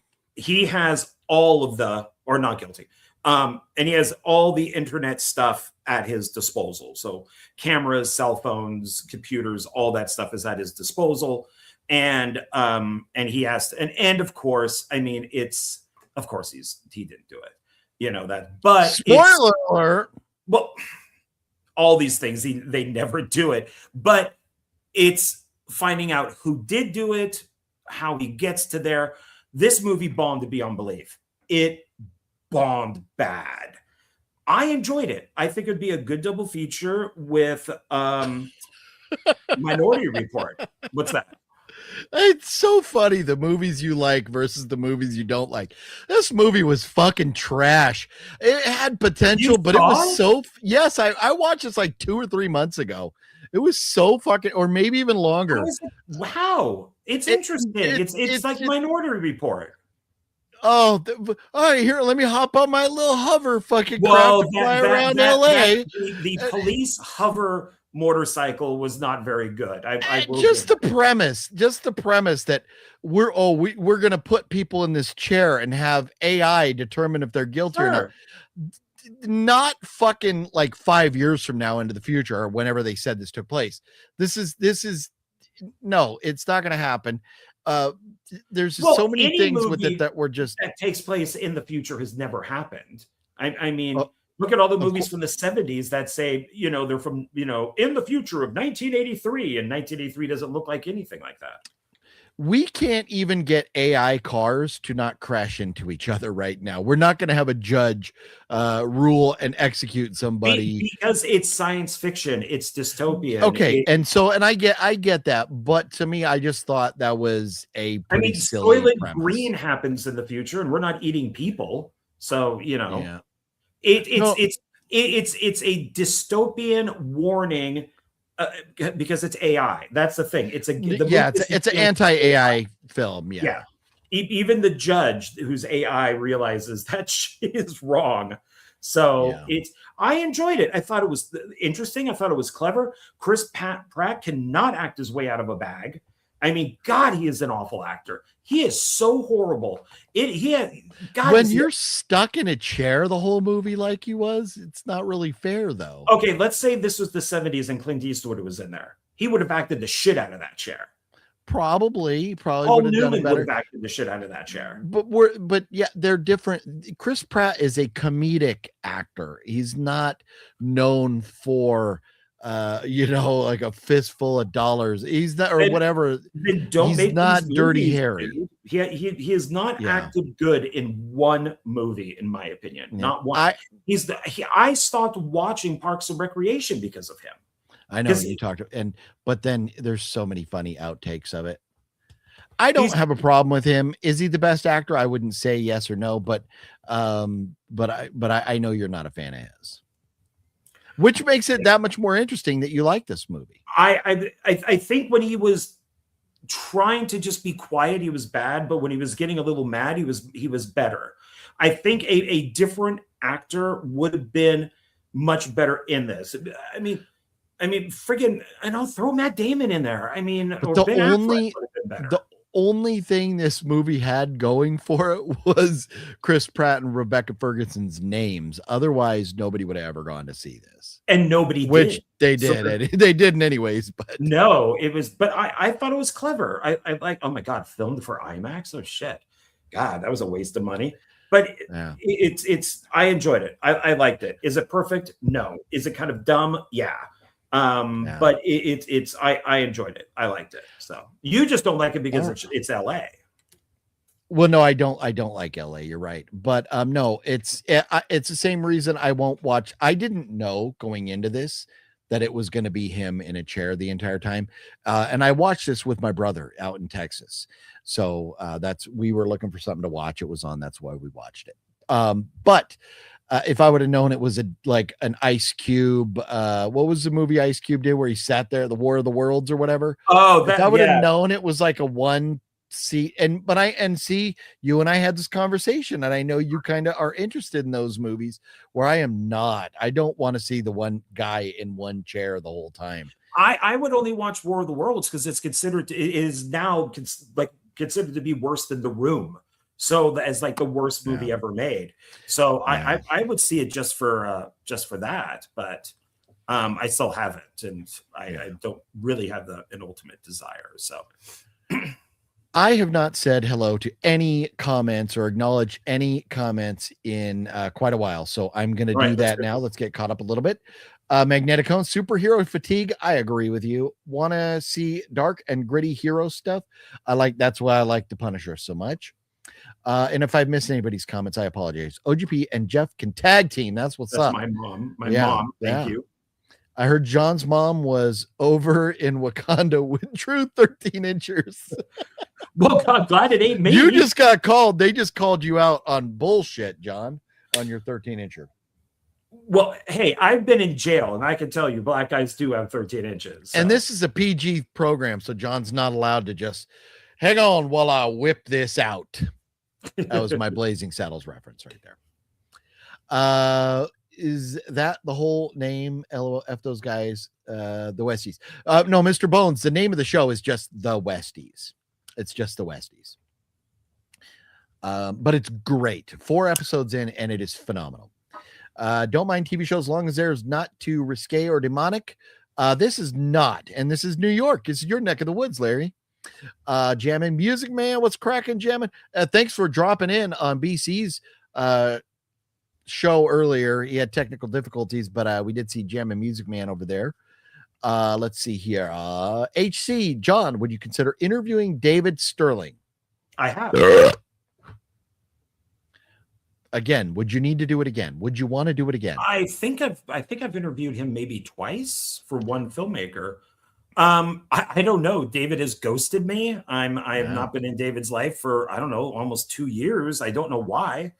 I send him messages and he just ignores them. He just doesn't respond. So I don't know what is up his. You're gonna be okay. You'll be okay. Yeah. It's just weird. John, I have never seen the 1987 He-Man movie because, again, not a fan. What do you prefer, the new one or the old one? I think I might stick with the old one just because it's Dolph, it's Frank Langella, it is I don't get the Dolph fandom. I mean, Dolph was okay in Rocky or whatever he was in. Awesome. What are you talking? I got nothing against Dolph, but he's always been like he's like always the backup actor. He's never the main star. Oh, how dare you? Yeah. But okay. But I would prefer the new one. And I mean, I could watch both, but there is a fondness for the old one. Okay. The black woman in the He-Man movie in real life is a lesbian, though. So okay. I mean, good for her, Larry. Yeah. But Larry, how do you know that? Did you do research on her, or you just presuming that? Yeah. So, Stevage, what's up? Greetings, Philip and John. How's it going? Decent. Stevage. You know what? We are missing out on so many people. John, do you know where the term decent comes from? I think you're going to let me know. The Trailer Park Boys. Decent. Oh, I have no idea. Decent. John is not decent. As a matter of fact, I don't know shit about fuck. John doesn't. Decent. I do Bubbles. know about shit though. Trailer Park Boys. It's a good show. It's good though when they avoid the woke agenda stuff. God is fine with it. You are correct, Larry. Well, once again, how do we know that God is fine with that? God created Mercy was decent, says Mr. Bones. Some people are eating people, John. LOL.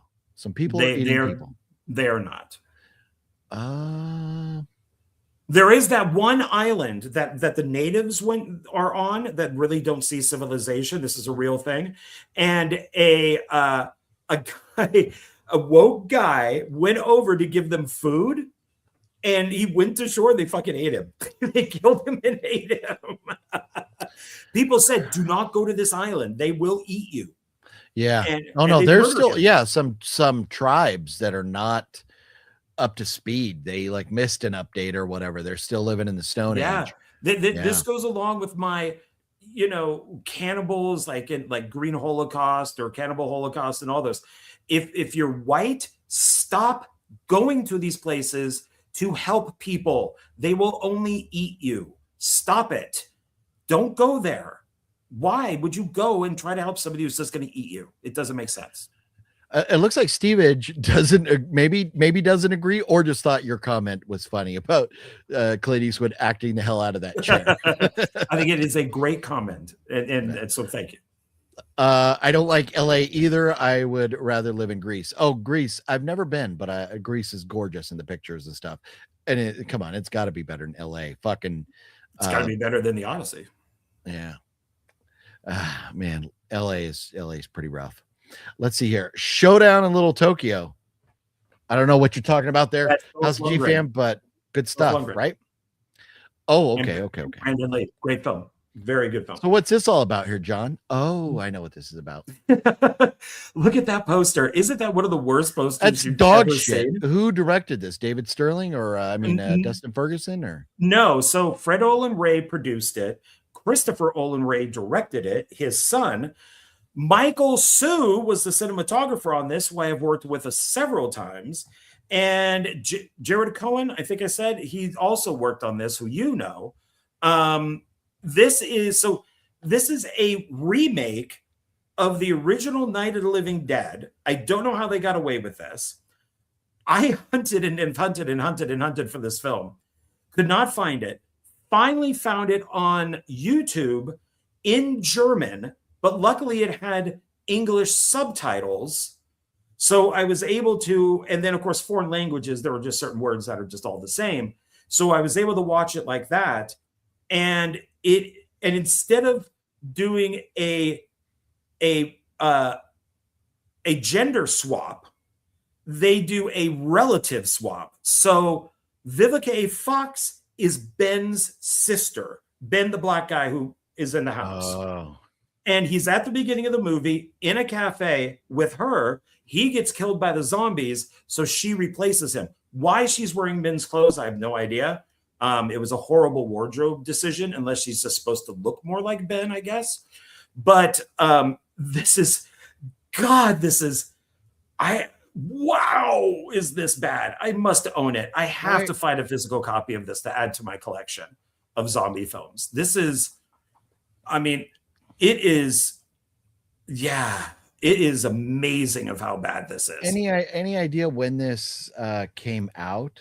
So it says, I believe 23, but it says 26. So I think it was made in 23 and finally showed somewhere where somebody could download it. And then it disappeared because I found it from a guy on YouTube who reviewed it, who said it was like the worst thing he's ever watched. And I'm like, I have to see this movie. And I then wonder if you're searching for the wrong name, because on IMDb, the name of the film is not Night of the Living Dead. The name of the film is called Based on Original Night of the Living Dead. Well, that's the words based on the original are in the title. I think they had to put that for legal reasons. Okay. Yeah.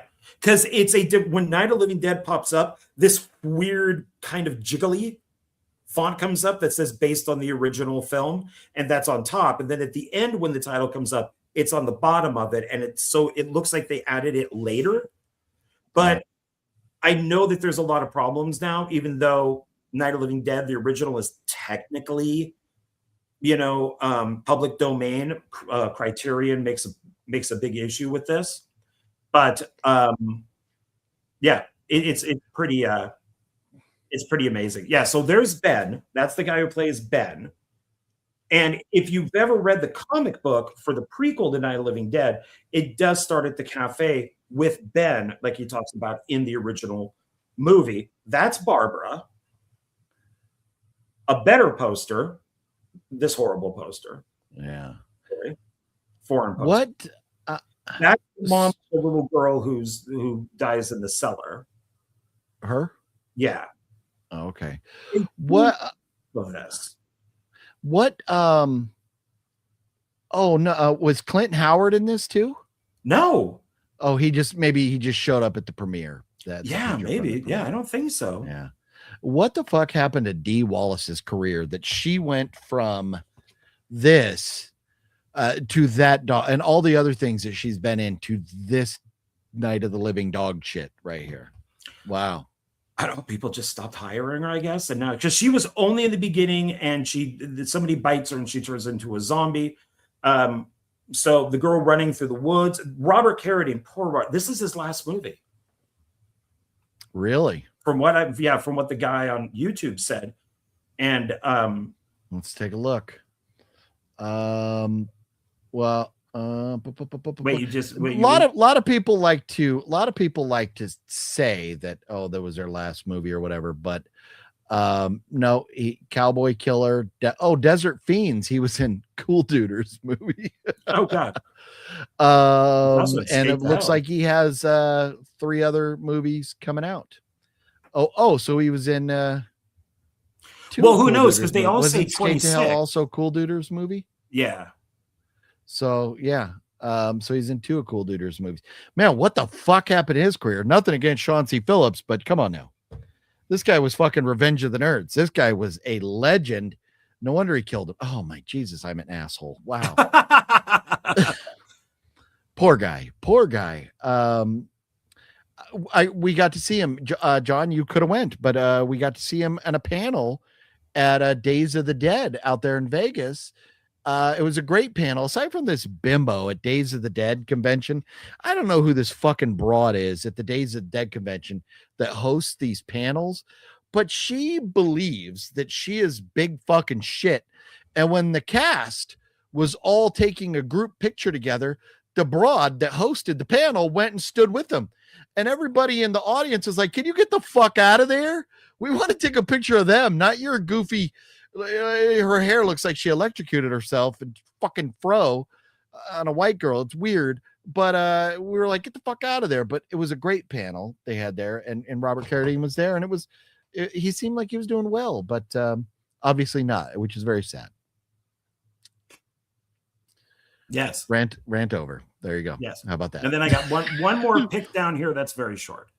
Okay. So while I was, so it's Soldiers or Zombies is what the title is. While I was searching for something to watch, I came across this. It's 6 episodes. It's listed as Mexican, not Mexico, but Mexican.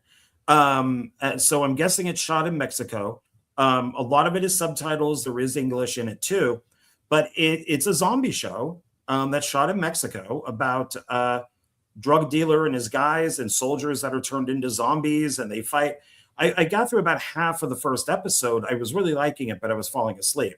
So I thought that was very interesting of what they were doing with this, because I've never seen a zombie movie or a show that was actually shot in Mexico. So this looks pretty good.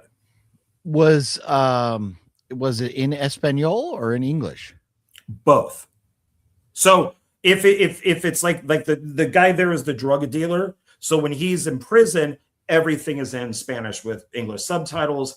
But then when they're working in the lab, it's like an American guy and he speaks English. So it kind of flips back and forth between it, but I think it's mostly subtitled. And what platform did you see this on? I saw it on Prime. Okay, so if anybody wants to watch on Prime, there you go. Yeah.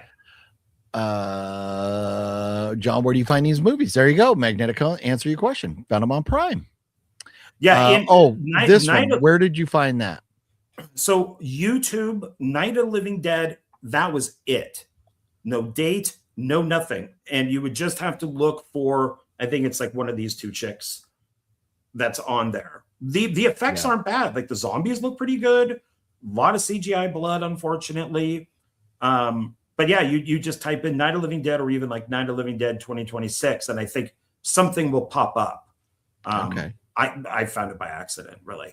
Yeah, it's on IMDb. It shows that it's available nowhere. So yeah, it's. Yeah, I think they took it down probably for legal reasons, because Fred Olen Ray is a very well-known B filmmaker. His son does a ton of stuff, a lot of asylum movies, and the people that are in it are well-known. So I don't know why, unless it's like a legal problem. Yeah. So Jesse says, I'm curious who produces and funds Cool Duder's movies. Makes absolutely 0 sense. So Cool Duder crowdfunds, and based on his 100,000 YouTube subscribers, there's a lot of people that kick in, and that's where it goes. I unless somebody else bigger is kicking in that I am not aware of, I think that's where he does. I think he crowdfunds over there. So yeah, that is where I believe he gets his money. So you have pickups? I have this. Oh, is that a single pickup? Oh, something that you were excited about? This so is what I messaged you. Okay, but is that a yes? You have pickups? I do have pickups, yeah. I have a serious Blu-ray addiction. We'll go with the short one there. Eli, gotta love Eli and his Blu-ray addiction. But we always cut off Brittany, though. Oh, we can watch the whole 25 seconds if you want. No, it's okay. We're done. You can Google her. Yeah, that's true. Okay. So I message you saying that I have a beautiful hate purchase, and this is a beautiful hate purchase. So I have my Snow White Funko Pop now. That was at like 50% off, and that was my golden grail of Funko Pops to find. And then we went to Zia and saw 2 Snow White metal popcorn buckets, but they were $15 each. Oh, yeah. And I'm like, I can't do that. Twice we went there. They were the same price. I did find out for future times when we go there, I asked one of the guys, I said, I'm seeing Funko Pops that were here like a year ago, and they haven't come down in price. They're still $15. Why is that? And he goes, oh, we just haven't gone out to price them down. If you find something you like, bring it up. If we've had it for a year, we'll mark it down. Okay.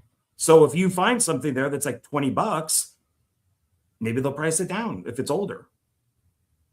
So Good to know. Good to know. But because those 2 buckets from Snow White disappeared, I looked on eBay. I'm so happy with this. I'm so happy with this. This was $19 total. $19. First, I did find this is the popcorn container of Snow White. I'm happy for you that you're happy. Okay, got that. This is the exact one that was at Zia Records. And it came with this. And it even has an apple. The top of it is an apple. And it's a tumbler. You are way too excited for a tumbler, John Ward, of a terrible movie. Oh, look at that. Where are you going to display these? Well, for now they'll go into the unit, the shelving unit in the living room, but eventually they'll probably go on one of the 2 metal ones that are in the hallway there. Okay. But I love this because it's just, and the apple even has a bite taken out of it because, she bites the apple and that's what makes her fall asleep. So $19. So originally $15, and all I had to do was pay like $3 more. That includes everything, shipping, handling, taxes, and all that. And I got both of these. Yeah, I mean that's you would have spent at the theater a lot more than that. That's fucking disgusting. Enough of that. I'm gonna have to ask you to stop doing what you're doing over there. But more power to you. The penis cup gave John a cup fetish. Yeah, I think you're right. Yeah, I've bought these. Oh, and they even have sprinkles on the top too. I didn't notice that till the light hit it. Nightwalker says you're a princess, John. Thank you. Thank you. Finally filled you guys a box of movies. Will ship next week. Decent. Nice, Jeff. Thanks. Oh, thank you. Don't expect movie gold. Oh, in the box. That's all right. That is, hey, it is the thought and the effort of you sending us something that matters to us, not what you put in there or anything. So, but we would appreciate it irregardless of what's in there. Irregardless, we would appreciate it. I can't fucking believe you and the hate purchases. And it's funny, John and I were walking around Walmart talking about hate purchases, God, and then perfect. Like 2 other guys are like, "Oh, I do that too. I buy hate purchases." Well, what's great is what the fuck is wrong with you people? I'm pointing at the brand new 4K Howard the Duck for $30. And I look at OGP and I go, nobody is going to buy this for $30. Nobody. And the second I put my hand down, a guy grabbed it and then he puts it in his cart. He's like, I'm buying it. Oh my God. He's like, yeah, I want to buy it. And I told him I know people who work on it, that, blah, blah, blah. And then I think a gay guy walks past us and goes, I do hate purchases too. And he just continued to walk down the aisle. Yeah. So it was, my God, that timing could not have been more perfect. It was a very surreal moment. Yeah. John is the Jedi master of buying crap titles and crap paraphernalia too. I love it, but I have good and bad. I have Snow White, but then I also have Scream. So I have both. I enjoy both. These are 2 that I found to be very interesting. I found these on Amazon when I was looking up other stuff, and I found these. I thought these were like the flimsy plastic, but they're not. These are that hard plastic Funko Pop holders, one with green slime on it, and it's all the way around. They weren't really any price difference. And then I also found one with blood all on it. I wonder if those were for specific Funkos. No, these are brand new. They were sold that way. You could buy. You could have bought 3 of the ones with the blood on. Yeah. Oh, yeah. Okay. So then I thought which is why you kind of gave me the idea, is I thought for the green one I would get, and I did get them in the mail, Toxic Avenger because I figured, Toxic weighs the green. But then I thought, wait a minute, why am I doing that? I can put, I'll put it this way. It does have a lid. I just don't have them on. I can put Swampy in here. So now that fits because Swamp Thing is green and it has the green handwriting. Oh, yeah. There you go. Yeah. And they're also in I was so surprised these were the hard cases because they were no more than like $8. And then I figured, well, okay, what do I do? What do I put into the red? And I'm like, well, maybe Scream, like Ghostface. But then I remembered, why would I do that? Terrifier. When I could put Terrifier in there. Yeah. And so now this sits in here with all the blood all on it. Nice. Yeah. Yeah, those are cool looking cases. Yeah. Yeah. I don't know if I do any more. It was kind of more of a novelty thing. And then they just have their lid that, just sticks on top and says Funko Pops on it. So, yeah, I thought that these were really cool because I think I saw some of these on eBay. Like people were selling them like this. And I thought they were handmade. Like they just flip paint. But no, you can buy them. You nice. Right on Amazon. So, yeah, I was very happy about that. So, well, look, Stevage just got back from the Barnes & Noble Criterion sale, picked up Anora, decent, Killers of the Flower Moon, there, I don't know what there is, Sorcerer, Mean Streets.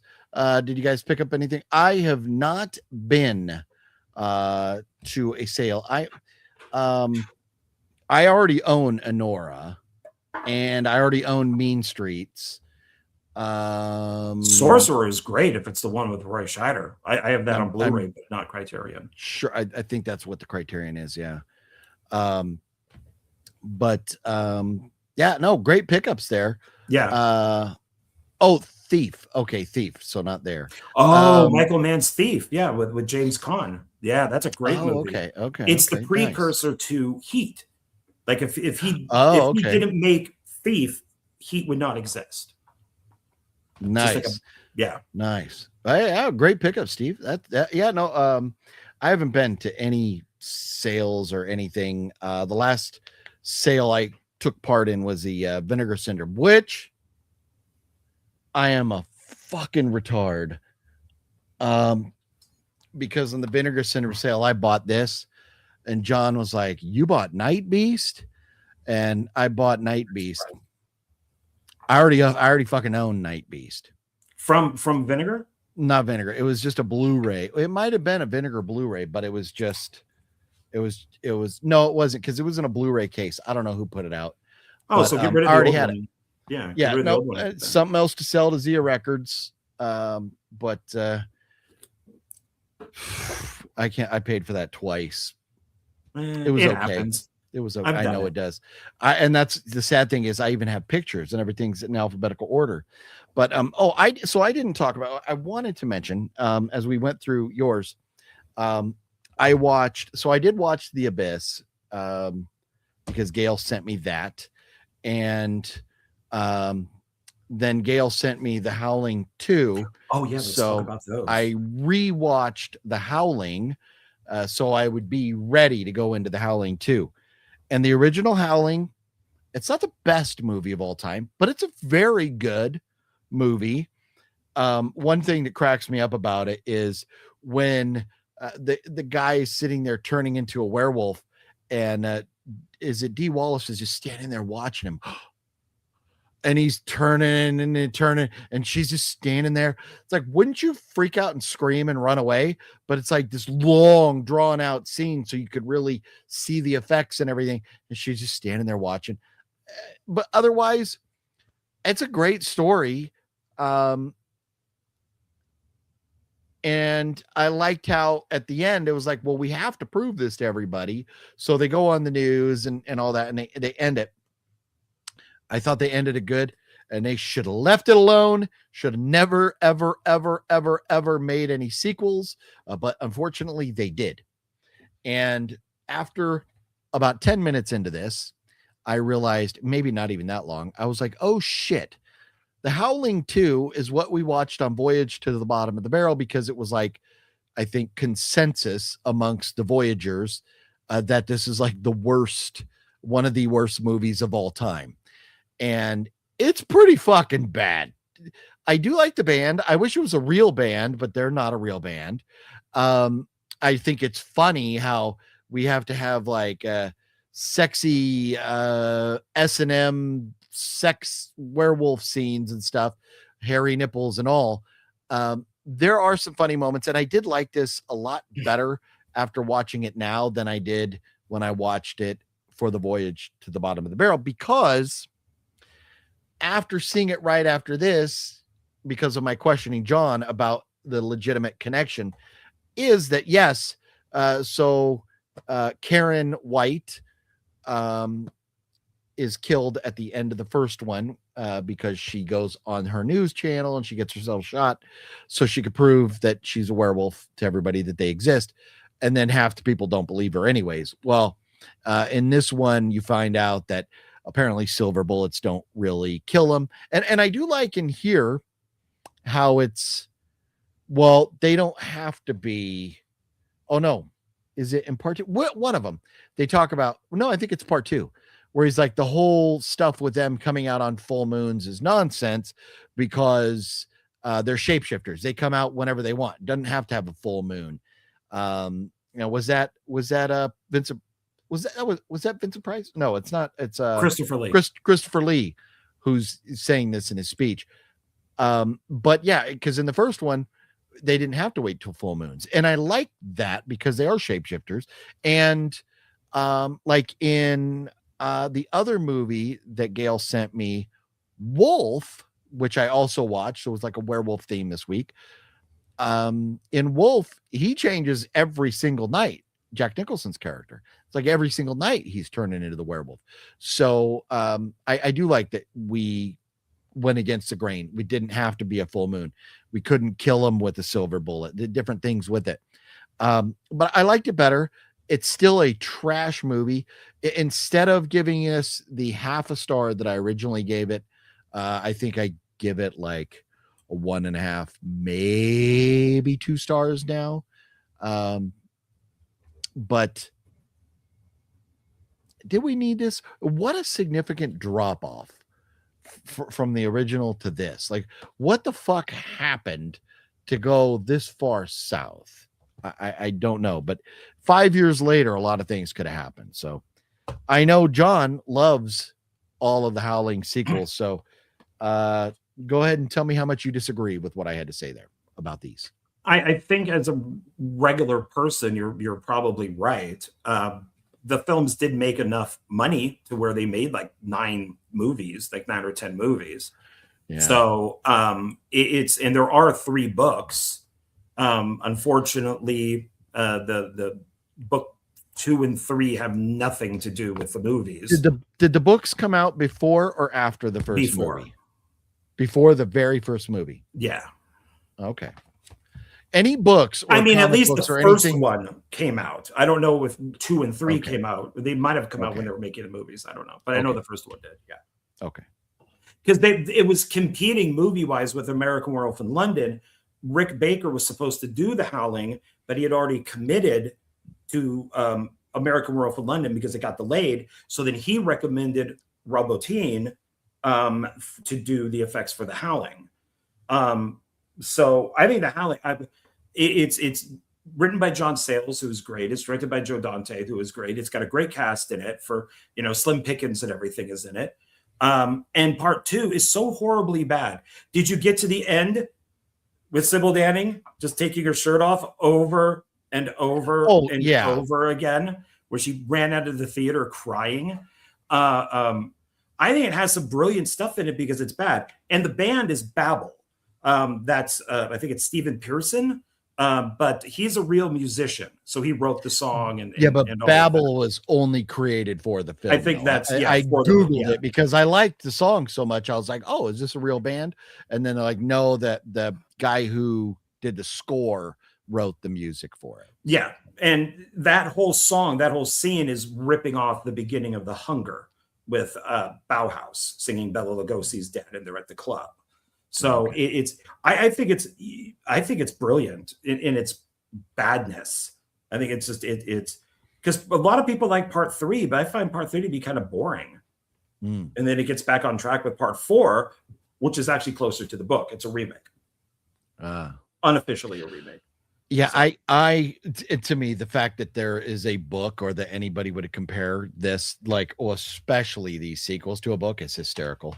But the minute I post something about watching Howling 1 and 2, Mr. Bones is like, now watch 3, 4, 5, 6, 7. I'm like, ha ha ha ha ha ha. No. I can only take so much shit movie in. Well, I think you've seen night. part 3, haven't you? Marsupials? Didn't you review that one too?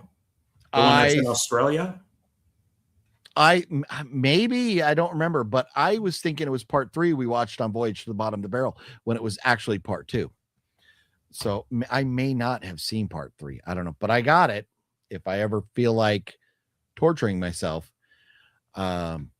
Some of them are better than others. Part 4 is more the book, but it's slower. It does have a great melting scene where a guy melts but pops up as a werewolf.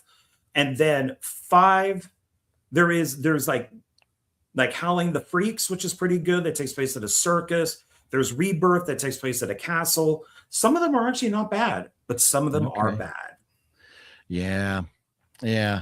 Steven says Dee Wallace's character freezes due to shock, similar to when I froze when I witnessed my grandmother stark naked. That would be a painful experience, and I would understand. That's something you never want to see. When Dee freezes, that's me when I find out the McRib went away again. Which, yeah. You know what? I'm going to go out and I'm going to say something extremely controversial here. The AM PM barbecue rib sandwich in their little hot warmer bin, like 7-Eleven and Circle K has, the AM PM rib sandwich is by far better than the McRib. I hate to break it to you. Yes, it is. Shut it down. Shut it all down. I know. Shut it down. Shut it down. John, are you a McRib fan? I do like the McRib. I hate pickles. They're assholes for putting them on there. I mean, you can get them without, obviously.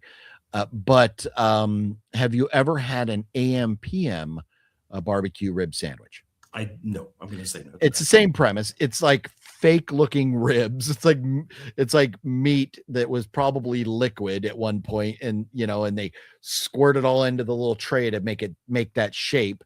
And it may be the same meat or whatever that McDonald's gets, but it like sausage. They squirt it all in the tube and call it a day. So, but I like the AMPM one better. I really do. Let's see. Larry says, why do they have to have all these inappropriate scenes in movies? All that does for me is takes away from the enjoyment. Larry, you know what? And here's the catch, Larry. Believe it or not, a lot of people, especially men, love to see naked women. And if you have the power to not want to see naked women, more power to you. God is within you, sir. You might be gay. God is not within most of us. Well, and I'm going to say, Larry, why do you make everything about yourself? Why not just say, why are there inappropriate? Well, I mean, but movies? Why is it all about yourself, dude? Yeah. I don't talking our opinions. I get it. I get what you're saying, John. McDonald's is vile, says Jesse. I don't make everything, I don't make everything about me. Maybe, just saying. We had to sit through you showing us how excited you were about a fucking. That's for all of you. Woman, or no, Snow White Cup. Oh, is that for us? That was for us. That's for all of you. I've saved this for us. I've saved this for like 5 days in a box. And I wanted to put it on my shelf, and I'm just like, I got to show everybody this shit. So it's just thank you for keeping us in mind. You're welcome. It's not just for me; it's for you guys too. But And Larry, I saw your comment about David Sterling. So David and I are perfectly fine. I've worked for David Sterling. We've hung out with David Sterling. Or I have hung out with David Sterling. So no, there's something else going on, dude. If you don't know what's going on, shut the fuck up. Look up a movie called Cold Road. It's a Native American B-movie joyride type. Cold Road. I don't. John, have you ever heard of Cold Road? No, I think Liam Neeson made a movie called Cold Road, but I don't know. Yeah. So Cold Road here. Let me pull it up real quick. Let's see if this is what Magnetic Cone is talking about here. Boom. So 2023, hour and 40 minutes. On a frozen highway in the remote Canadian North, an Indigenous woman and her dog are hunted by a stranger in a semi-truck. It sounds like Liam Neeson's movie, right? And not much to it. But let's see what the rating. 3.9 out of 10 is not the greatest ratings, but Magnetic Cone, if you enjoyed it, is definitely something we'll add to the list to check out there. I was hoping the Indigenous person was hunting them. That's what I was. Sounds like the person in the semi truck is hunting them. Yeah. Nightwalker, I miss old slasher movies that showed a lot of boobies. They did. It was they standard. don't do that so much anymore. Yeah. Jeff says Cold Road is on my list to watch on Shudder. Speaking of Cold, I've been talking about this because this was directed by Billy, who is friends with that Fat Samurai guy. And I've been wanting to see this. So I'm going to just put it up here in case anybody has seen it or may want to see it.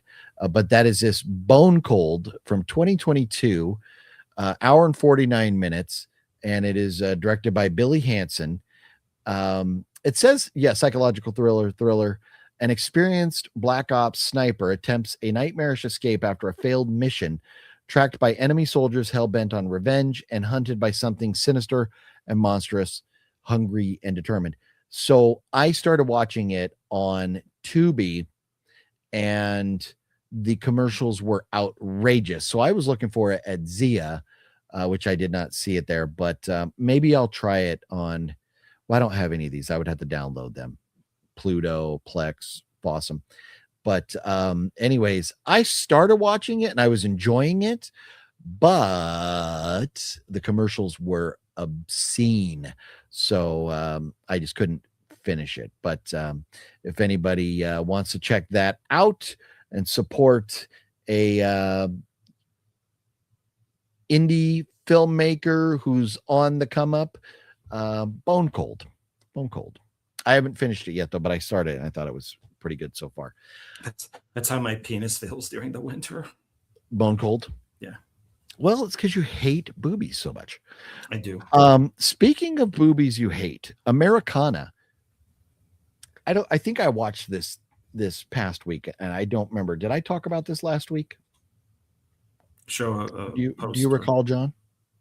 Let's see. Americana with good old Sydney Sweeney. Oh, you did talk about it, but you didn't bring up anything. I think you just said that you watched it. That was it. Okay. So the lives of local outsiders and outcasts violently intertwine when a rare Lakota ghost shirt falls onto the black market in a small South Dakota town. So a Lakota ghost shirt it's an old Native American artifact that everybody's kind of fighting over. But it has Sydney Sweeney, Paul Walter Hauser, who's great, Eric Dane, which, man, was this one? It had to have been one of Eric Dane's last movies because he's just recently passed away. Yeah, he was in Euphoria and then just disappears. Yeah. They were still making it. Yeah, well, no, he had cancer. It was bad. Yeah, he passed away not too long ago. Halsey, I think. Oh, music artist. So she is a singer. I thought Halsey was like. Oh, I know Halsey. I don't know her music, but yeah, I know of her. Yeah. Okay. Oh, she was in Maxine. Oh, okay. Well, that's cool. But this movie they're trying to be Quentin Tarantino, which I thought they should not have done, but I enjoyed it. It was a bit long, but there he is. Eric Dane right there. Oh yeah, and they go almost like Dukes of Hazzard with the car there. But they really want us to watch Super Troopers. But Paul Walter Hauser, what else was he in? Because he's so familiar. He played Richard Jewell in the Richard Jewell movie. Paul Hauser. He was in Cobra Kai. So he's in 15 episodes of Cobra Kai. Is he related to Wings Hauser with that last name, or Cole Hauser? That I don't know. He's been acting for a long time. 7 Days to Vegas. So Super Troopers 2 he was in. His career goes way back. All the way to 2010. Oh, he was in Community, one episode of that. Oh, one episode of It's Always Sunny in Philadelphia. So anyways, but I recognized his face right away when I saw him. Oh, this dude. Yeah. I know exactly who you're talking about. Okay. Yeah, I just looked him up. Yeah. But so this kid is very funny. This kid believes he is in this movie, Americana. He believes he is a reincarnation of some like Native American legend. And he's really trying to get the Native American tribe to take him in. And they're like, go away, little kid. That is kind of funny. Eric Dane plays a real dickhead in it. There's a lot of pictures, but most of them are Sydney Sweeney starts as a waitress. But it's definitely worth a watch. I felt like it was a little bit long, and I wish they hadn't tried to go so hard to be like Quentin Tarantino, because there's so much craziness going on that they didn't need to do that. But anyways, Americana, it came out earlier this year. No, or I guess, a couple of years ago now. It says 2023. I wonder if it got delayed and it came out later. Because I don't remember it being that old. But anyways, Americana, I definitely recommend it being worth a watch. I think everybody should check that out. That's another one that I watched this week. Surprisingly enough, I think Sydney Sweeney keeps her clothes on the entire time, which is not a normal for her. But that about covers what I watch right there. House of GFM says Paul Walter Hauser was in the new Naked Gun remake with Liam. Oh, okay. That was funny. So yeah. How about that? Anything else, John, that you want to talk about? No.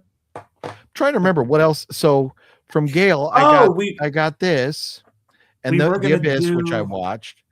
Oh, and the other one I watched that I was not a fan of, that it kind of offended you, was I didn't even score it. Galaxy of Terror. It's like, oh, here comes a evil monster, let's kill him, and walk over here. Oh, here comes another evil monster, let's kill him, walk over here a little bit. Oh, here comes another evil monster, let's kill him. I was just over and over and over. I get it, it's an older movie and all that. It was okay, but it's just, I'm not a big monster movie fan. I didn't think it was terrible, but unfortunately I didn't like it as much as I had hoped. No. Disappointing. To eat their own. Yeah, Here, I just put something up that we were going to talk about, but maybe it's too late. I don't know. Okay. No. Oh, good call, John. No, we completely forgot. So, and I did pimp this on the description down below, which was the creepiest. So John found this, and like scrolling through Facebook, and saw somebody put up this question, which was the creepiest movie. And we should have talked about this earlier and let everybody vote. So forgive me for that. But The Grudge, Insidious, Sinister, It Follows, Lights Out, and The Ring. So forgive me. The banner is from last week. I haven't even looked at the banner. It's just scrolling from last week. My bad.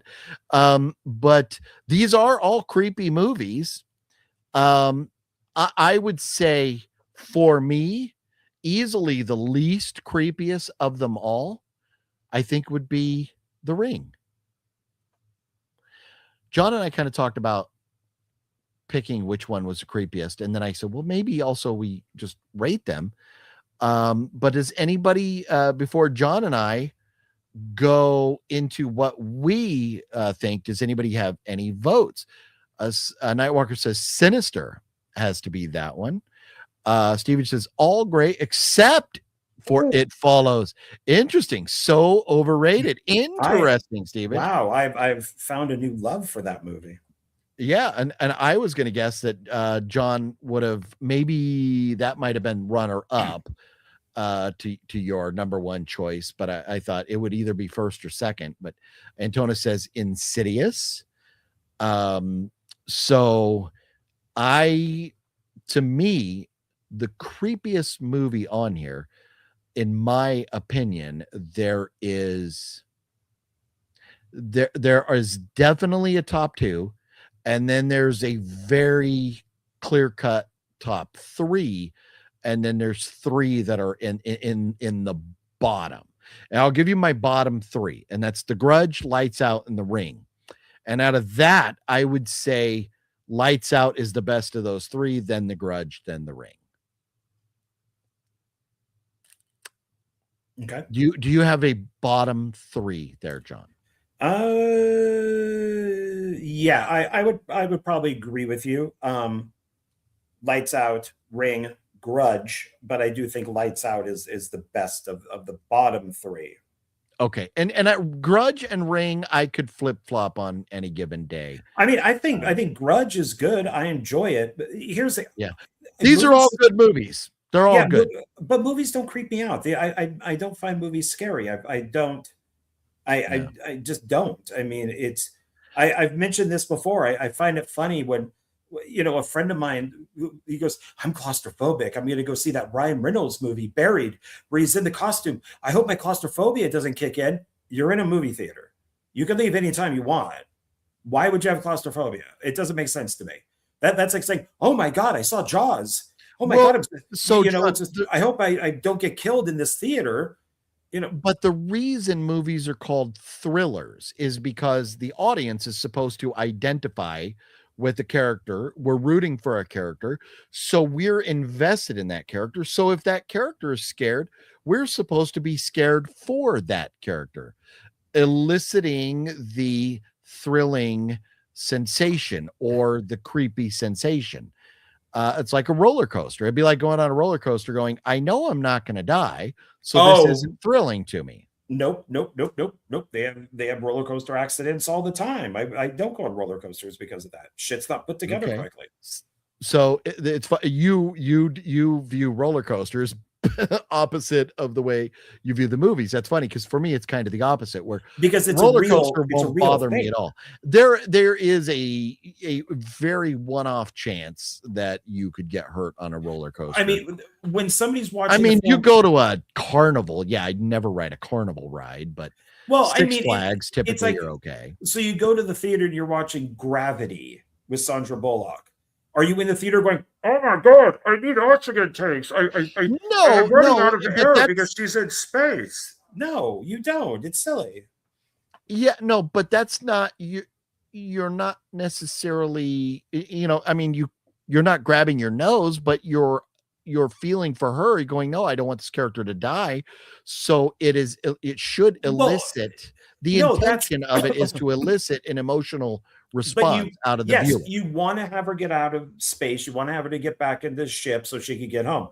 You want Ryan Reynolds to get out of the coffin so he could be saved. But what I'm saying is when somebody goes, oh, I hope my claustrophobia doesn't kick in. You're not underground, dude. No. But see, that's a thing where you maybe just your personality is different than a lot of people, because I'm the same way. I cannot watch Buried, Ryan Reynolds. I know about that. A lot of people react to movies like I don't want to go in the fucking water because I saw Jaws. I can't. But that's for me. I get extremely claustrophobic. I can't watch Buried. I saw it once and that's it. The Descent, that's very tough for me to watch because of those little crawl spaces. I start imagining myself being stuck in there and it freaks me the fuck out because I have claustrophobia. And I get that. I've seen it's like PTSD. It's like PTSD. Anybody, if you've been to combat and then you start hearing loud, that's understandable because it's a mental thing. It's you develop that. But claustrophobia is a mental thing that people have. It is a legitimate illness. I think it was Ebert and Roper. It was, I don't know who was with Ebert, but they reviewed the movie Open Water. And one of them said when the movie was over, when he exited the theater, he kissed the ground. And I'm just like, you're not in the ocean, dude. No shark was coming to eat you. You're not going to get lost in the movie theater and drown. But then maybe they're just getting into the movie more than you ever have the ability to do so. I think it's silly. I don't see a 3D movie and think a knife is going to hit me in the eye. No, it's just fun to have the knife coming at you. It's not about hitting you in the eye. It's about hitting the person you're rooting for in the movie in the eye. And if you're that invested in that character, then you will have an emotional response. That's why people applaud at movies. That's why people cry at movies. It's just a different emotional response. Well, of course, when the Death Star blows up in A New Hope, you're like, yeah. But I wasn't going like, oh my God, I now can't go onto a Death Star. Let's move on. I don't think you're fully getting what I'm saying, because yes, you cheer when the shark and Jaws. I think you're in the vast minority. I think a lot of people would identify with emotional responses to movies, and obviously we see this different, but I do think a lot of people watch. That is what makes Buried so intense, is that he can't get out, and you're like, fuck, I would never. You imagine being in that position and not being able to get out? That's fine. I remember saying that too when I watched it on my TV, but I didn't go, oh my God, I hope I'm not claustrophobic because of this. I think we're discussing two different things. It shouldn't make you claustrophobic, but if you are, you'll have a response to it. You know what you do? You get up and you go take a leak and you come back and you're fine, because it's just a movie. Disagree. Sean says Insidious is his pick for the most creepiest there. Jeff loves It Follows. Jesse says Sinister is the best. Lights Out the worst. Insidious or Sinister, hard to pick. Was Insidious about aliens? I can't remember. Jesse says it's called Immersion. I think that was about aliens. Insidious was no. I think he's aliens. I think he's referring to our discussion. Immersion. Immersion. Okay. Yes, into the film. Yeah. Never mind me thinking different film. Gotcha, Nightwalker. Okay. Was he thinking of a movie? No, I think you're right about immersion in getting involved into the film. Sure. But just I can't let this go because it's bugging me now. But the idea that you're saying, you just get up and you go to the bathroom and you come back. If there's something like, for example, I have a cousin who was held at gunpoint, robbed. Bank robbery. He was a teller at a bank. He was held at gunpoint. Now he has social anxiety. He has a very hard time going out in public. So if he's watching a movie about somebody getting bank robbed, shouldn't that elicit a response? Because that's an emotional trauma he has. But being claustrophobic is an emotional trauma. But I think that those are two different things. I think that's me being in two head-on collisions. I've even commented to you in the car, can you slow down? Please don't drive crazy. I've been in two head-on collisions. This is kind of bugging me. And how is that different from my traumatic response to being claustrophobic? Because you are watching a movie. You are not in a coffin.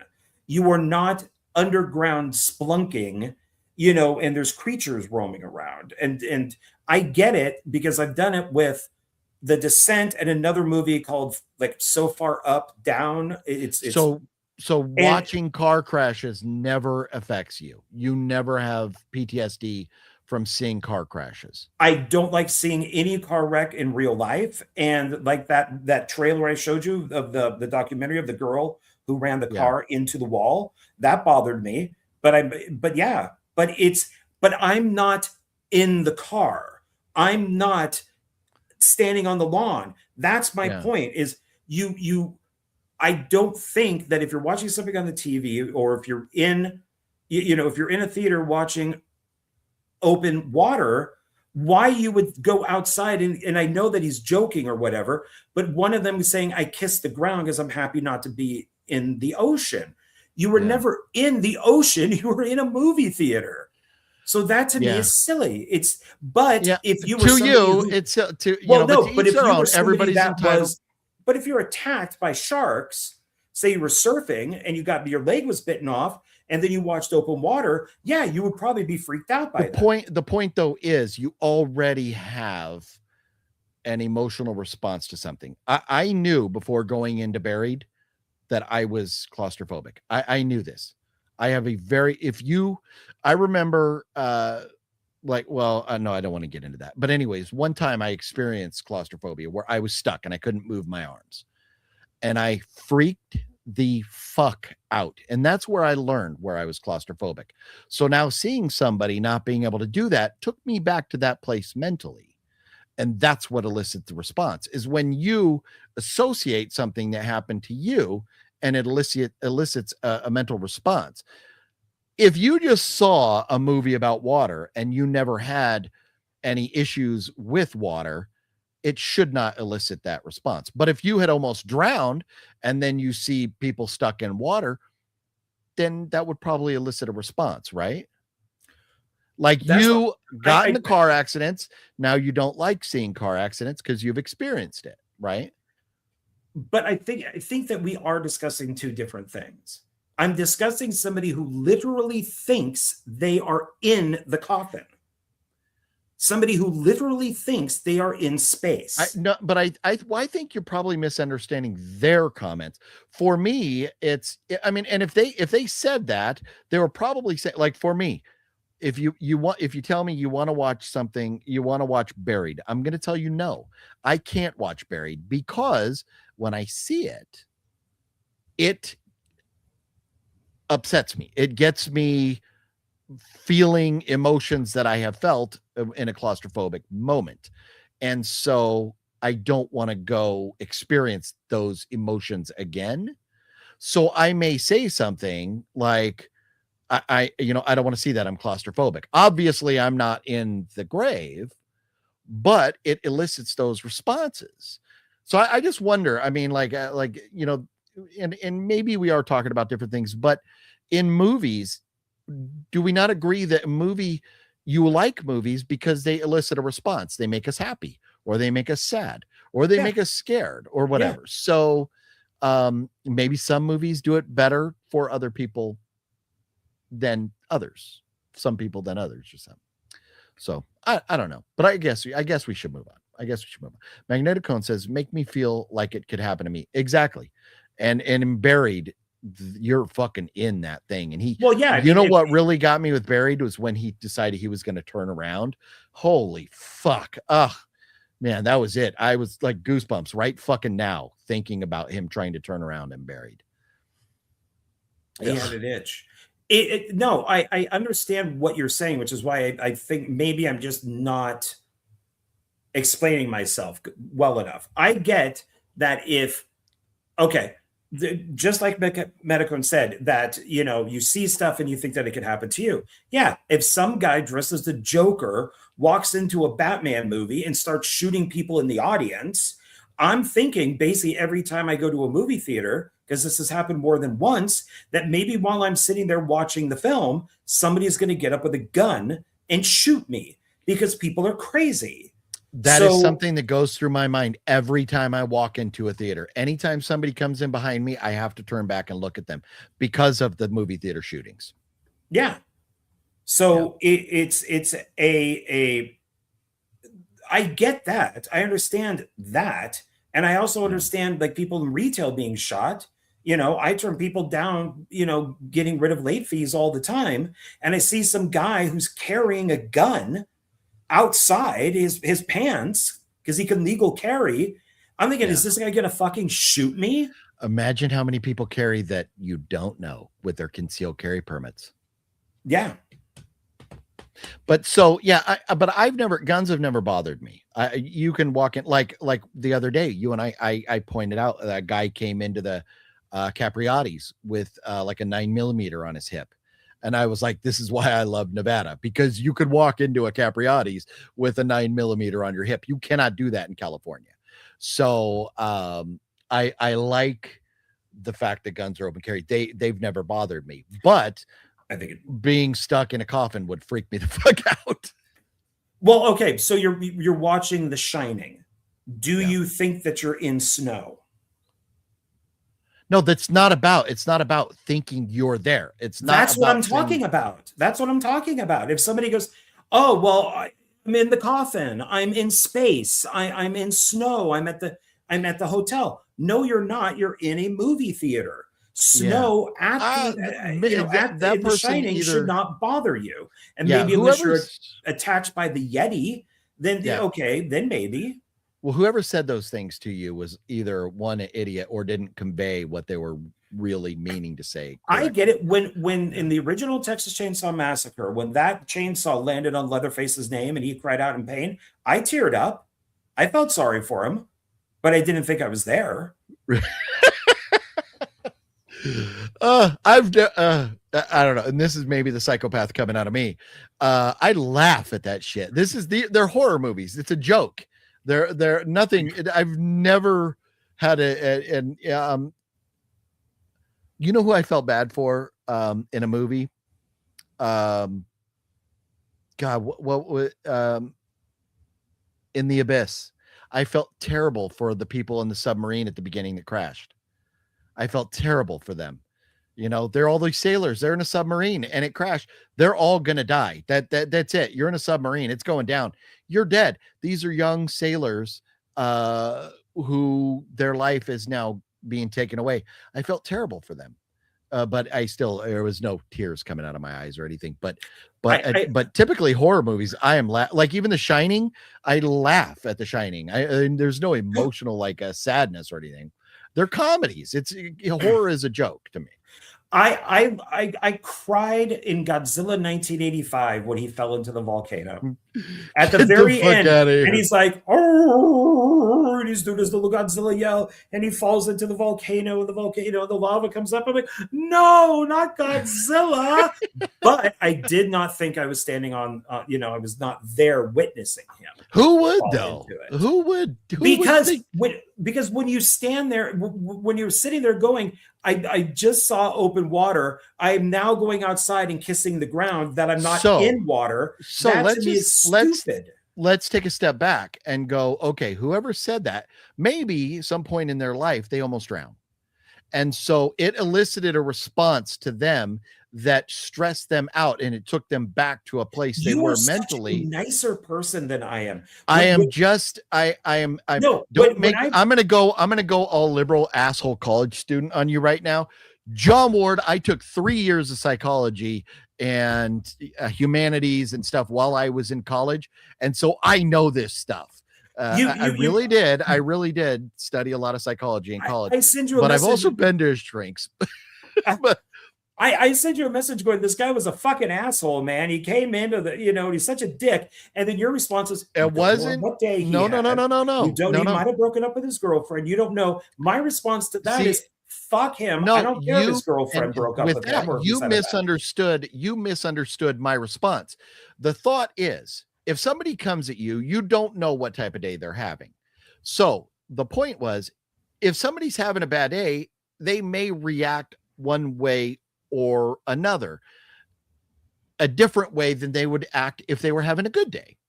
We don't know what type of day they had because they just entered our world right now, and we're getting this reaction from them.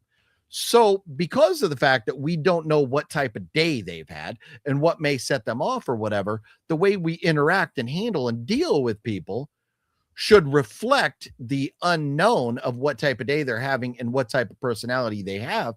So it does not excuse or justify them misbehaving or them threatening you or spitting on you or yelling at you, cursing at you. It does not excuse any of that, but it does suggest that we should have our responses adaptive to each situation, not excusing them being wrong. And that was kind of the point of that conversation there. But I do like to try and understand and be a little more forgiving. You are a dick, admit it. I can be. Actually, you already did. You'd already did. I am much nicer. OGP, the nice guy in the bunch here. I'm going to change. Which is really hard to believe. I mean, especially since I used to be a Democrat. So I mean, that's... I know. No. So the catch is there's nice, understanding, forgiving, and a lot of people excuse or include being blunt with that. And if I tell you, John, you got a bald head, that doesn't mean I'm talking shit about you. It's an observation. It's a fact. But it is a blunt, it's just a truth. Whether you can handle that truth or not is up to you, not me. And people don't understand blunt and being forward and honest. And sometimes they confuse it with irrational or talking shit or something like that, when it's just an observation. So I will be blunt, and a lot of people can't handle that. And I make no bones about it. So with that being said, I think that was about a 25, 30-minute tangent there. You're welcome. Okay. So we've established The Grudge, Lights Out, and The Ring would be our bottom three. I'm going to write down. We'll do it like this. I'm going to write down my three in order. And so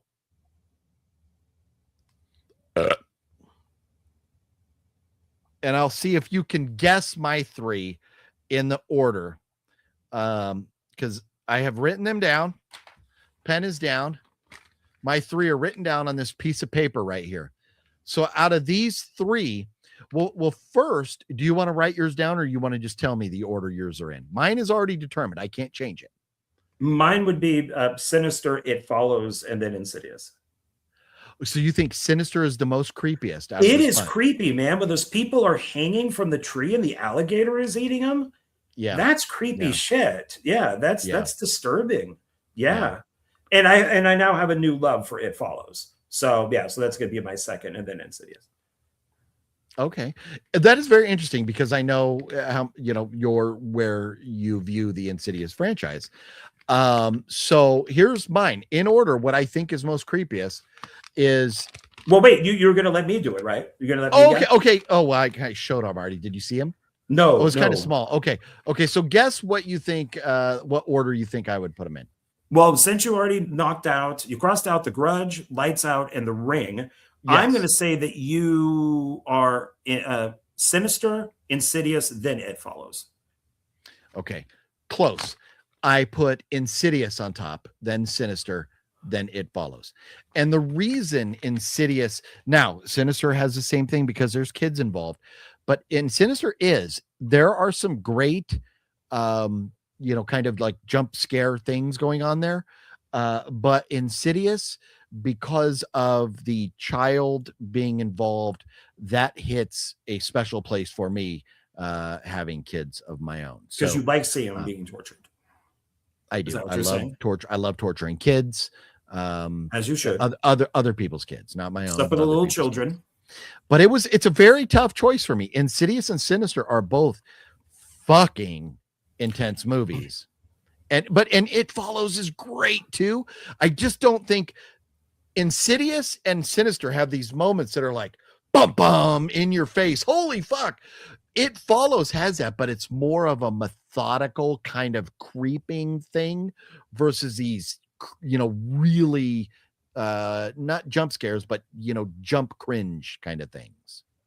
Yeah, I would rather watch Insidious over Sinister, and it has nothing to do with it being creepy. I just like that series, and there are only two, Sinister, and there's a bunch of Insidious, but and I think that they're better made.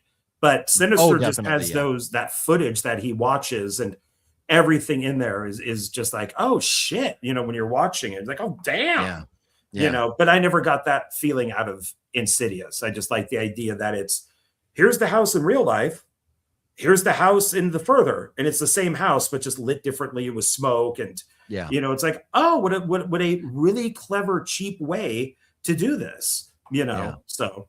Oh yeah, no, it's a one location thing that you're doing two different ways. Change some lighting and there you go. But the emotion that they go through when the kid goes into the further, that fucking hits me hard. But Insidious and Sinister, maybe tomorrow I might flip that coin. I might go the other way. But It Follows would definitely be third on the list here. But It Follows is there. All 6 of these movies are good. I'm surprised the Conjuring's not on here. Yeah, that is one you could definitely put, because the Conjuring, for me, it would be Insidious, Sinister, Conjuring. In fact, I think Conjuring I would look at more creepy because of again the hanging on the tree and that type of stuff. I think Conjuring would probably be my number one, and then Insidious, Sinister, flip a coin on those. But with that being said, we have Insidious Out of the Further coming out less than a month from now. Are you planning on rewatching any of the Insidious movies in preparation for the new one? So. Okay. I'll go see the new one. But I don't think I need to rewatch them. Okay. You watched them not too long ago and reviewed them with like Jonathan or something, right? Yeah. Okay. Yeah. I rewatched them not too long ago as well, but Insidious and The Conjuring, those are movies I could watch over and over. And I rewatched Sinister recently, but I didn't get to Sinister 2. So I may rewatch that because somebody was mentioning that they didn't think it was as good. And where I was like, Sinister 2 may be as good as the first, or like damn close to it. But I think I in the future here, in the near future, I do want to rewatch Sinister 2.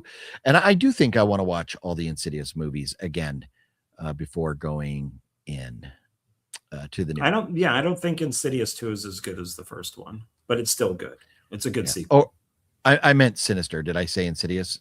Is that what you're referring to? No, I think that you were saying earlier on that you wanted to watch. You watched Sinister, but you hadn't watched Part 2 yet because somebody said it wasn't as good. Yes, and so Sinister 2, I do want to rewatch. Insidious, I want to watch them all. Yeah. And by the way, Nightwalker does say, OGP, your farts in John's apartment were blunt. There you go. This is true. This is true. It is. You talk when OGP comes to my apartment, that gives me PS. What is it? PSTD, PTSD. Yeah. John, tell them that you have never farted and grossed me out with your stinky mildew smelling ass. Tell me that you've never done that. When? In your apartment. You were laughing so hard. Tears were coming out of your eyes because you were like, oh, payback. And you were like crying. That was like so one happy. out of 1,000. You had like 1,000 compared to it's happened. One. It has happened. I'll even say maybe 2. Because I'm a gentleman. I am polite. I'll keep my farts in me until I go to the restroom and then just let them rip. But it's like you're like from the freaking barrio, man. You're like out there eating donkey. Wow. This is fucking racist. I don't think you understood what the barrio was when you said it right there. I think you meant no ill intent toward Latinos. Like the barrio is a area. It's a Mexican community. It's Latino like yeah. So does Jaws fart smell like hot wet trash? Mildew. It smelled like mildew. No, my farts moldy actually death. smell very nice. They oh yeah. That's why I think like Sydney Sweeney and I would get along great because her farts probably smell like roses, and my farts smell like blueberries, type of thing. So or maybe even chocolate. But wait a minute. Last time I remember we were having this conversation and I was telling you everybody enjoys their own flavor. You said no. You said no, you don't know. No. So you wouldn't enjoy your own flavor, but you would enjoy Sydney Sweeney's? If it was Sydney Sweeney, sure, why not? Yeah. I don't think. Are you kidding? She could rip the rankiest fart ever, like the worst I've ever had. And I would still say it was beautiful. If it meant that we had sex, then it would be beautiful. Fluffy, are you saying that because of commercials? I put the commercials on the lowest possible thing. Is that why? Is there a lot of commercials? If everybody's getting a lot of commercials during these streams, please let me know, because I hate that the commercials bombard you all. If they are, I need to know. So is that what you're referring to, Fluff, with the like watching a movie on Tubi, or is it John and I being dramatic? Being an old married couple. So as Greg would say. Yeah. Anything else we got to talk about tonight?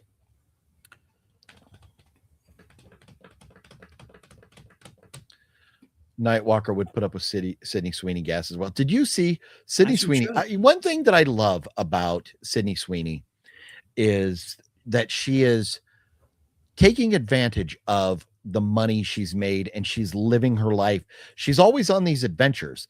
Her and her boyfriend just got on this gigantic bungee cord thing and jumped off this massive bridge. She's like doing all this crazy stuff in Australia. She's like all over the world, living out the adventurous life that a lot of us would like to live if we had that type of money. So helicoptering around and stuff like that. So I love the fact that she's just not, oh, I got my money, I'm going to go sit on my castle on the top of the hill. She's a businesswoman. That's what I like about her. That's, well, one of many things that I like about her. But it's like she has her own lingerie company, and she's definitely not her boobs. We know you don't like the boobs. Yeah, that's true. But I mean, but what are you going to do? But it's you can go. I follow her on Instagram, and it's just her in lingerie. It's just her lingerie company. And it's like she's I know she posts that a lot. Yeah, and it's just like good for you. I mean, it's like Conor McGregor and his proper whiskey or proper 12 whiskey. He posted about that all the time. Well, he sold his interest in that, and now he's got this other beer or something that he's promoting, and he promotes that all the fucking time. So more power to you. If you have that type of following, post shit that's going to help make you money, or help make other people money that you care about. Good for him. Fluffy says too many. Mario's had 4. Sean's had 3. Magnetic Cone says not a lot. Just got another ad. Okay. Yeah. So 4 of total in 2 hours and 46 minutes isn't too bad. I have it set at the minimum. But I will set it next week. I will just take off mid rolls at all. So maybe you just have to see one at the beginning and then move on. But we'll go from there. We'll try that. Or maybe, I don't know. We'll see. Here's the problem. John and I like to do this, and getting some of the ad revenue helps us do things like buy movies or like, some of our adventures and stuff like that. And so I hate turning off the ad revenue. But at the same time, I hate losing viewers more. I would rather have you all here than have you leave because of fucking commercials. So that's always something. It's always a work in progress with that. So John Ward, we will convene after Spider-Man, have a conversation about that on Thursday. Are you going to do a review on it? We're not sure yet, or probably not. Well, I have a video coming out tomorrow. It's a little over 3 hours, and it's my Spider-Man video where I look at all the movies that are Spider-Man. But realizing that there are like extended versions and edited versions of a few of them, I'm going to rewatch those, and then maybe I'll do something with the new Spider-Man in there. I'm not sure. If you want to get together and do a review, that's fine. We could do that. I don't want to do the car reviews anymore. I think those are so stupid. I don't know where that started.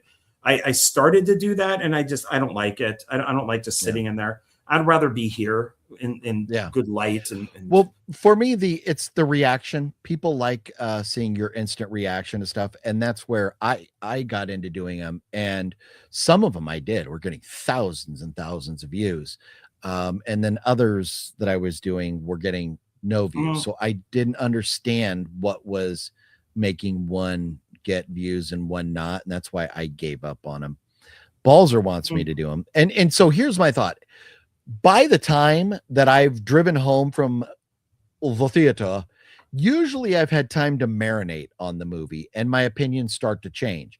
Like, fuck you and your Coors Light, asshole. I'll be over here with my water.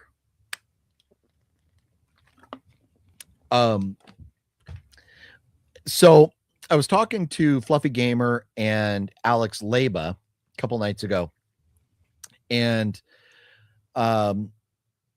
Fluffy had mentioned, he's like, well, you didn't like Backrooms. And my initial reaction to Backrooms was like a negative one. Like, it was long, kind of boring at parts. But as I marinated on it, I've liked it more, I think, than I initially did when I walked out of the theater. So that's what's kind of interesting, is walking out of the theater when it's fresh, before you've had time. Quit reading his comments, John. Just stop. Just ignore him. Larry, dude, go fuck yourself, man. There is no God. You know there isn't. Go screw yourself. Yeah. So, as even from like right out of the theater to a half hour later, when I get home and can sit down, that, because then you have other information. I can look at IMDb. I can look at other people's thoughts. The fresh out of the theater is your thoughts, you alone, nobody else impacting your thoughts. And I think people like that. And so the reaction reviews are what people like. My problem is my memory sucks so bad now that without having a list of the names of the characters in the film and stuff, I go, I liked it. It was good. I thought it was fun. I'm not giving you anything about the movie. And so that's part of me having my memory suck ass with names and stuff. So I don't want to. That's why I've kind of quit doing those. But well, in my opinion, it's changed. Like when I saw Jurassic World Rebirth, I hated it. Yeah. And then I watched exactly. It, and I watched it on Blu-ray, and it was the extended version. I'm like, oh shit, this is probably my second favorite one. So it's like, now do I go back and do another review saying that I did like it because the review out of the theater said I hated it? Yes. So, you just reminded me of something that I wanted to mention. I like everybody here but Larry. Yeah, well, let's if we don't like somebody, we ignore them. Okay, please. That's what we do. If we don't like them, we just ignore them. And Larry, no attacking John, please. I don't want to have to block you, Larry. But okay, so I commented on Nerdrotic's video, and now I can't find it. I was going to bring up a comment somebody said, somebody who apparently watches us and also watches Nerdrotic, because I was bitching about on the video Nerdrotic did with Critical Drinker and Piers Morgan, and then there was that guy Mark. I said Mark's a clown, because he's trying to say, oh, you have this and that in the movies and stuff. And I said, I just want movies without your political agenda. Somebody responded basically going, from the guys that praised Uwe Boll's movie. What's the new one? What's Citizen Vigilante? Citizen Vigilante. He said, from the guys who praise Uwe Boll's movie just because of its political agenda, like kind of like very hypocritical. One, I always reserve the right to be a hypocrite and change my opinion. That will happen. I totally reserve the right to be a hypocrite. We all have the right to be hypocrites. Every single person on this planet, in some sense or another, is going to be somewhat of a hypocrite about things.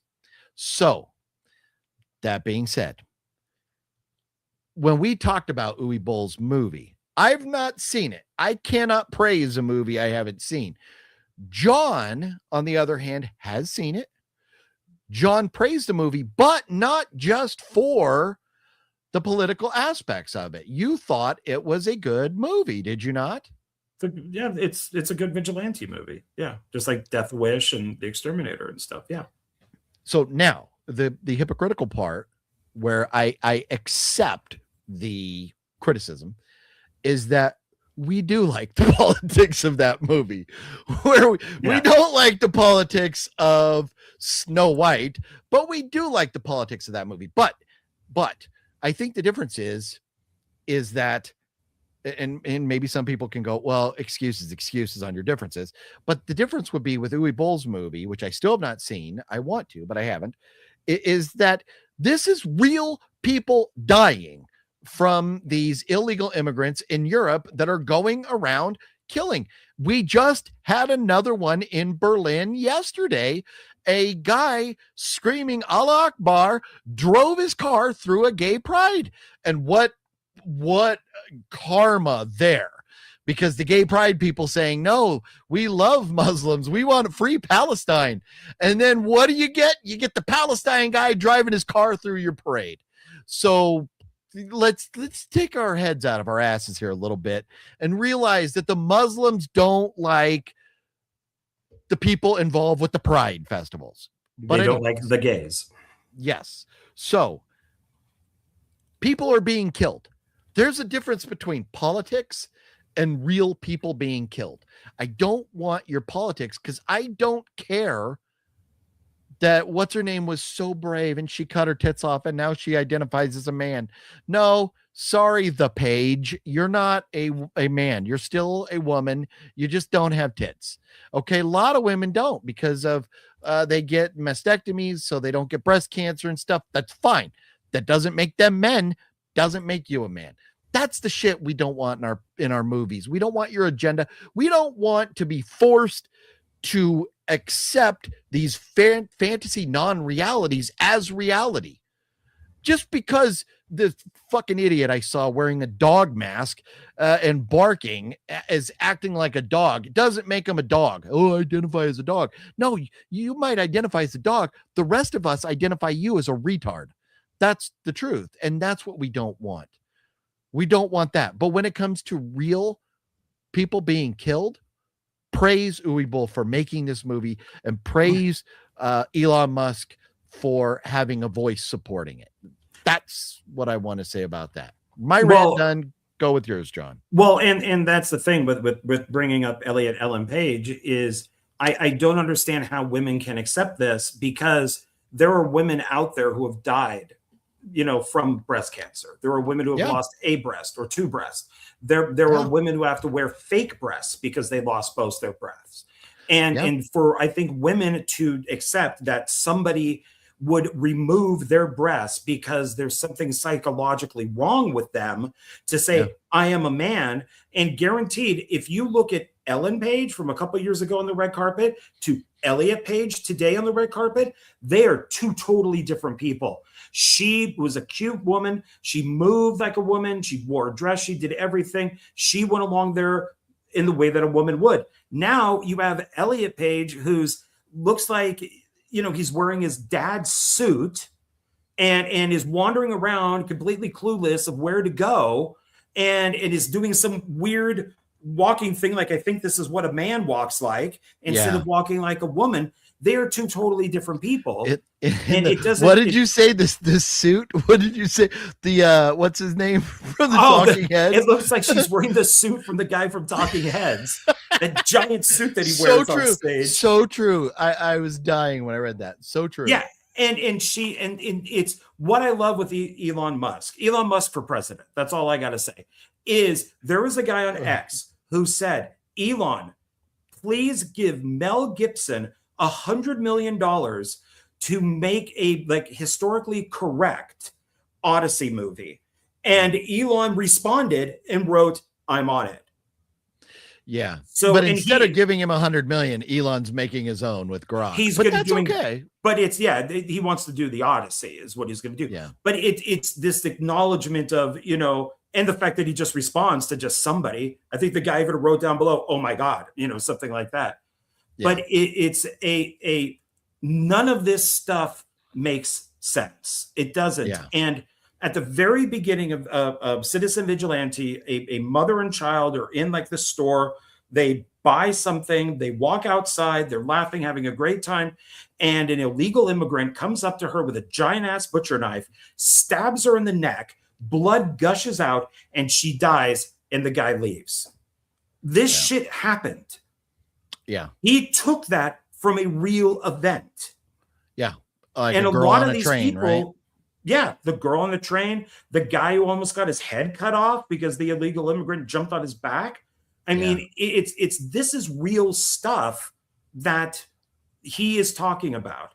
And what kills me with people who don't like Uwe Boll is they only see his couple movies. They see House of the Dead or Alone in the Dark. Yeah, they're bad video game movies.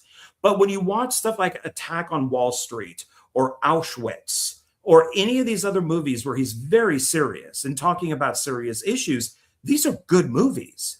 I mean, he has Attack on Dawn 4, which was very good, but he puts violence in them to show you this is violence. This is what happens if the government in Africa goes into a tribe and guns them all down, there's going to be blood.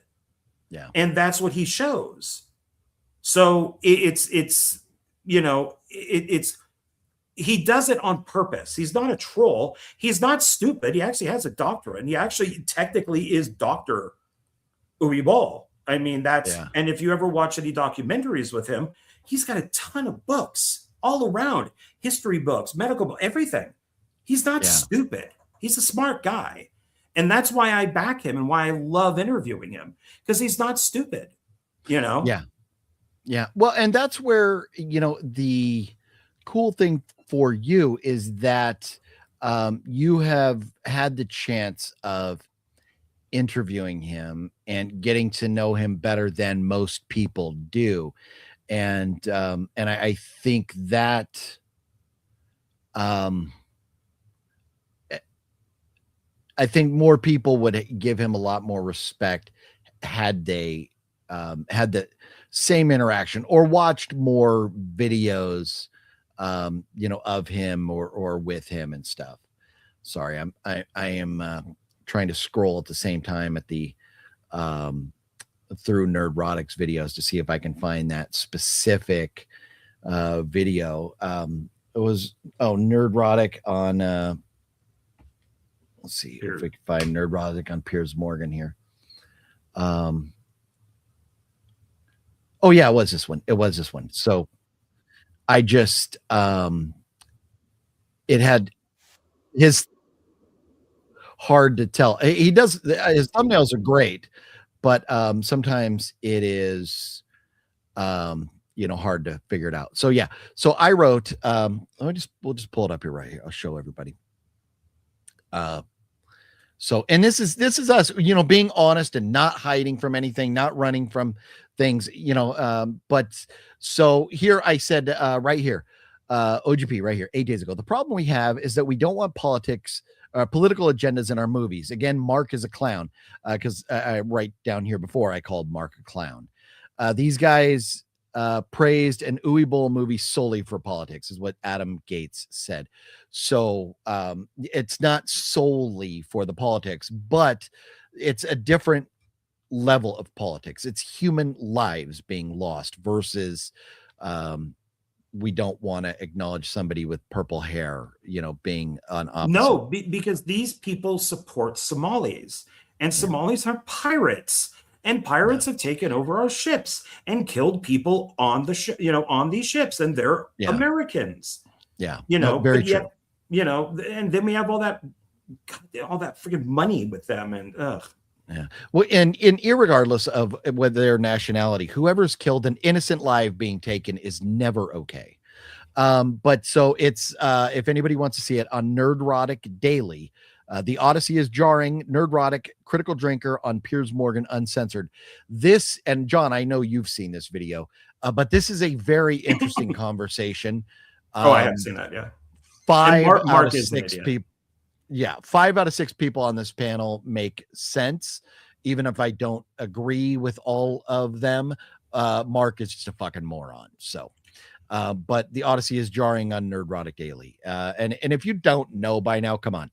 Obviously, you got to know John and I are pretty big fans of Nerdrotic and really typically tend to agree with a lot of things that Nerdrotic says or feels. So, but anyways, that was a great video.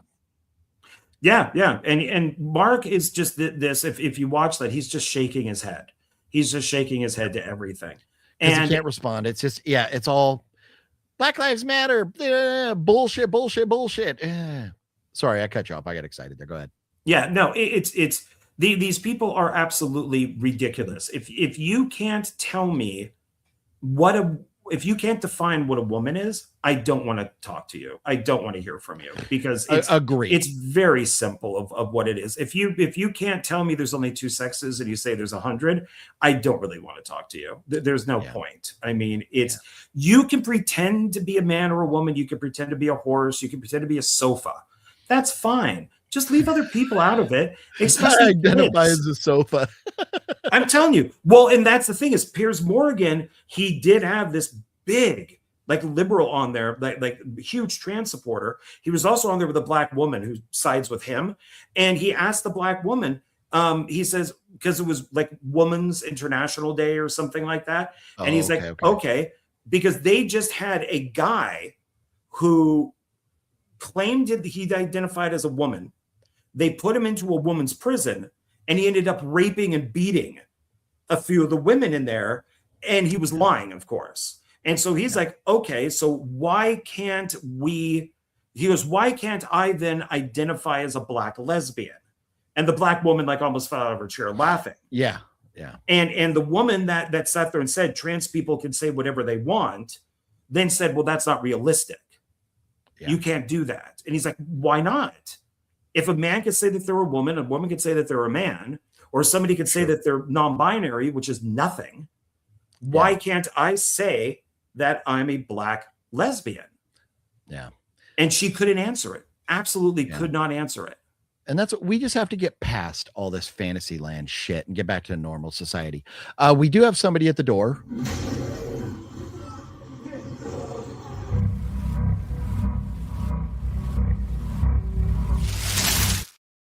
And forgive me for that, Sean, noting that Pumpkinhead was standing outside the door there. Nightwalker, thank you for correctly identifying the page. How did the page get a part in the Odyssey anyways? Because they had to check a box. It literally, they came out and said the page and the black girl, they needed to check those boxes so they could qualify for award shows. Yeah, and include John Leguizamo on that. So you have black, trans, and Hispanic. And Elliot Page's character isn't even in the Odyssey or the Iliad. He's actually in, or that character is in a different poem. Yeah. They removed Achilles from the story in the movie and put her in it. Yeah. So so when Matt Damon goes to Hades, that's who he is talking to, is the page, and instead of Achilles, which might have been a nice little cameo by Brad Pitt, but they chose to go that way because they're checking off boxes to get that Academy Award nomination. Yeah. There were no Hispanics 3,000 years ago in Greece. There were no trans people in 3,000 years ago in Greece. And there were no black people 3,000 years ago in Greece. You know what people were in Greece? People that are Greece. People that are Greece. People that are Greek. A bunch of Antonises running around there is what it was. Yeah. Yeah. And there isn't one of them in the movie. Not one. Yeah. Yeah. John, I want to address something here real quick, and I'm going to ask you, just let me speak on this, and please do not address this. I would like to say this and be done with this. Okay. Larry says, I try to be as civilized as I can. OGP, hopefully you believe me when I say that. Larry, I do believe you. I do believe that you also don't understand that you bring up God a lot, and you bring up your dislike for R-rated movies. You bring up a lot of things that you don't approve of that we all love and we talk about. It can become annoying to people hearing that constant God this and constant R-rated movies are bad, or this is bad, whatever. You be you, Larry. We don't want you not to be you. You have the values you have. But if you want to be part of the conversation, which we love having you here, you're always such a great supporter of the channel. You always come and hang out with us.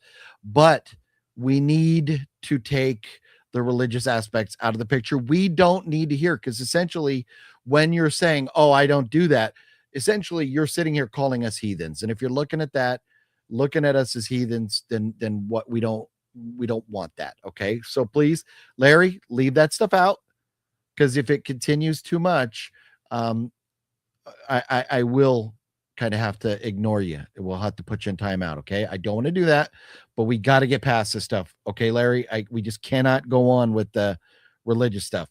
And to answer the question, yes, I am religious. John is not. And there's that. And because of that, we don't talk about it. We don't get into it. We live our lives, and when we have different outlooks and views, and we hope for different things. So just, we don't deal with it here. This is fun. We're having a good time. Sometimes we're bitching about the page or people checking boxes on movies, but this is not the place for religion. So Larry, this is the last. I don't want to have to talk about this or beat you over the head with it. We just got to move on from it. And we're done. That's all we're saying about it. We're moving on. Please understand, Larry, and keep that in mind for future reference. And let John not feel attacked, because he shouldn't have to. So I think we can move on for that, unless you disagree with anything I said, John. No, but I'll make this quick. It's Larry, you're probably a really nice guy. Obviously I've never met you, but I do agree. The religious stuff becomes too much. And I am an atheist, but yet I can accept people believing in God. That's fine. That's what they want to do. In the same way that I hope that they accept that I don't. But constantly bringing up things like, I don't like, I think this is bad. This is bad. It makes, like OGP said, it makes us look bad, and we're not bad. And it's, you say that you don't watch certain films, but yet something like Passion of the Christ is probably the most violent movie ever made. But yet, as I'm sure you've probably watched that, and you can believe in God, you could do all that type of stuff, but please just stop with if we're saying, well, we like Pringles, and then all of a sudden you go, I hate Pringles. What's the point? Nobody cares. It's just, it's not adding anything to the conversation. Maybe say, instead of I hate Pringles, say, oh, I prefer Ruffles. And then, oh, I like Ruffles too. Now we can continue with the conversation. They say with improv, you're never negative. You keep moving forward in a positive way, otherwise it stops. And I get negative on here because I do feel that it's too much and that I get attacked. And it's so I attack you back because that's who I am. I'm also Sicilian. So, I'm going to attack you back. So it's and we just want to have fun. That's it. Yeah. That's but just it. please chill out. Okay. That's what we're asking. Okay. Thank you, John. And yes, so Larry, we hope that you understand. And you mentioned it, and I just saw this for the first time. You've been talking about it. I haven't seen it, but you mentioned Pringles, and holy fuck. Oh, this skit is so funny. So people don't know, this is the director of Obsession. This is Curry Barker. He has these skits. That's a Bad Idea YouTube channel. This is a very, very funny skit. Yeah. No, when the roommate comes, the look he gives, and I love it's the dude that's in Obsession, and it's the fact that those guys are roommates, they're good friends, and they're carrying each other along in this journey is great. I love the fact that Obsession was made by a bunch of friends too. But the look on his face, and we don't need to spoil it for everybody. Go watch That's a Bad Idea videos, because oh my God, that was so funny. Just, you knew it was going to happen, but the look on the friend's face and his face, and he's just like, dude, why'd you do it? And the friend's like, oh my God, dude. so funny. Oh yeah. No, Dorito Pringles minis. No, Nightwalker. They're real. That's a real thing. I don't know if they're still around or if it was like a limited time thing, but that was a real thing. Yes. So you mentioned that and I had to laugh. But the other thing, and I didn't mean to laugh when you were starting, but the first comment from Balzer all night long is heathen. I haven't heard that since I was called that as a kid. So yeah, no, we're all heathens. It is what it is. What are you going to do? But so anyways, there we are, off the rails, full speed ahead into land of, we're not in the land of illusion, we're in the land of anti-inclusion offensiveness. That's our new Phil Collins Genesis song. This is the land of anti-inclusion.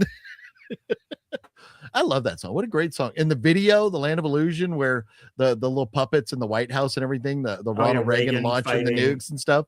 Yeah. So good. Man, I wish Phil Collins was still, wish he didn't get sick. I mean, he's old, but I don't know if he has Parkinson's or whatever he's got going on where he can't really perform anymore.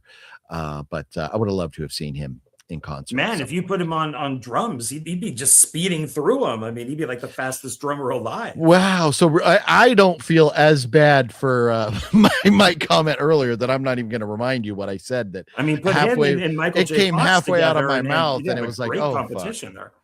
Jesus Christ. We're all going to hell. So there's that.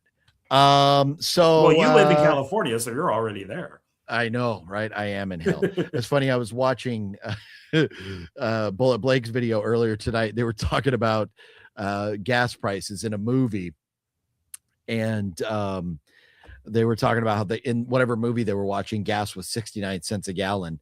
And so I mentioned here in California, it's still over $5. I paid like $5.09 for gas.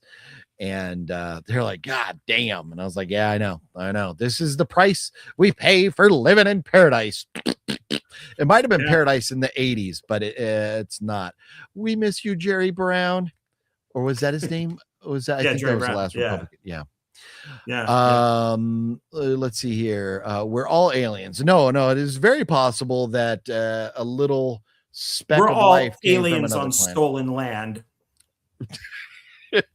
No mention of the prequel to Smokey and the Bandit that's being made. Yeah, I saw something about that. It's a prequel, so I saw it, and at first I was like, "Ooh," and then I saw that they have somebody else playing Buford T. Justice, and I don't know if I'm going to be able to swallow the idea of somebody else playing Buford T. Justice, because, and forgive me, why am I forgetting his name right? Jackie Gleason is a one of a kind. Nobody can be Jackie Gleason. So it's like, for me, the first, and hopefully I'll like it when it comes out, but when I first saw the TV show Hannibal, and I saw Mads Mikkelsen as Hannibal Lecter, I was like, harumph. And I turned that shit off. And then I went back and I learned to love Mads Mikkelsen as Hannibal Lecter. When the GOAT is Anthony Hopkins, obviously. But I saw that and I did not click on it or watch anything to do with it because I saw a different Buford T. Justice. So are you a Smokey and the Bandit fan, John Ward? Massive. I'm a huge Burt Reynolds fan. Yeah. And I used to have a huge crush on Sally Field. It's what I would like to see is them do some sort of producer's cut or something of Smokey and the Bandit 3, because that was completely redone. It was originally called Smokey is the Bandit. But that doesn't even have Burt Reynolds, right? He does a cameo. He does a quick cameo. And that's all about what, Cooter, right? Or is that his name in it? No, not Cooter. That's Dukes of Hazzard. Cletus. Or no, is Cletus the dog? Who's Smokey and the Bandit? The Bandit is Jerry Reed, Snowman. Jerry Reed. I'm sorry. Bandit is Burt Reynolds, Snowman and Cletus. is the guy driving the truck, and Cletus is the dog, right? But that sounds right. Yes. But in the third one, because Burt Reynolds didn't want to do it, and they paid him a buttload of money to do like a 1 day's work of a cameo. Yeah. The sheriff has to transport a fake shark cross country. Oh. And but that has Cletus in it, or fuck me, Snowman in it though, right? It has everybody but Burt Reynolds. Yeah. Well, I think, and I don't think Sally Fields is in it either. But yeah. I loved Smokey the Bandit. I even watched the fake TV show that came out called Bandit when they were doing Xena, Hercules, the new Kung Fu, The Legend Continues, Tech War, the William Shatner thing, and there was Bandit. And they had 4 2-hour movies. Huh. And it was a different guy, different thing entirely, but the idea was the same. No, I am not on that. Does it make you jealous that I've been to Texarkana? And I've been to Atlanta. I've been to both ends of that. Well, Texarkana, yeah, because that's where the town that's where they're going. They got a long way to go, a short time to get there. They're going to do what they say can't be done.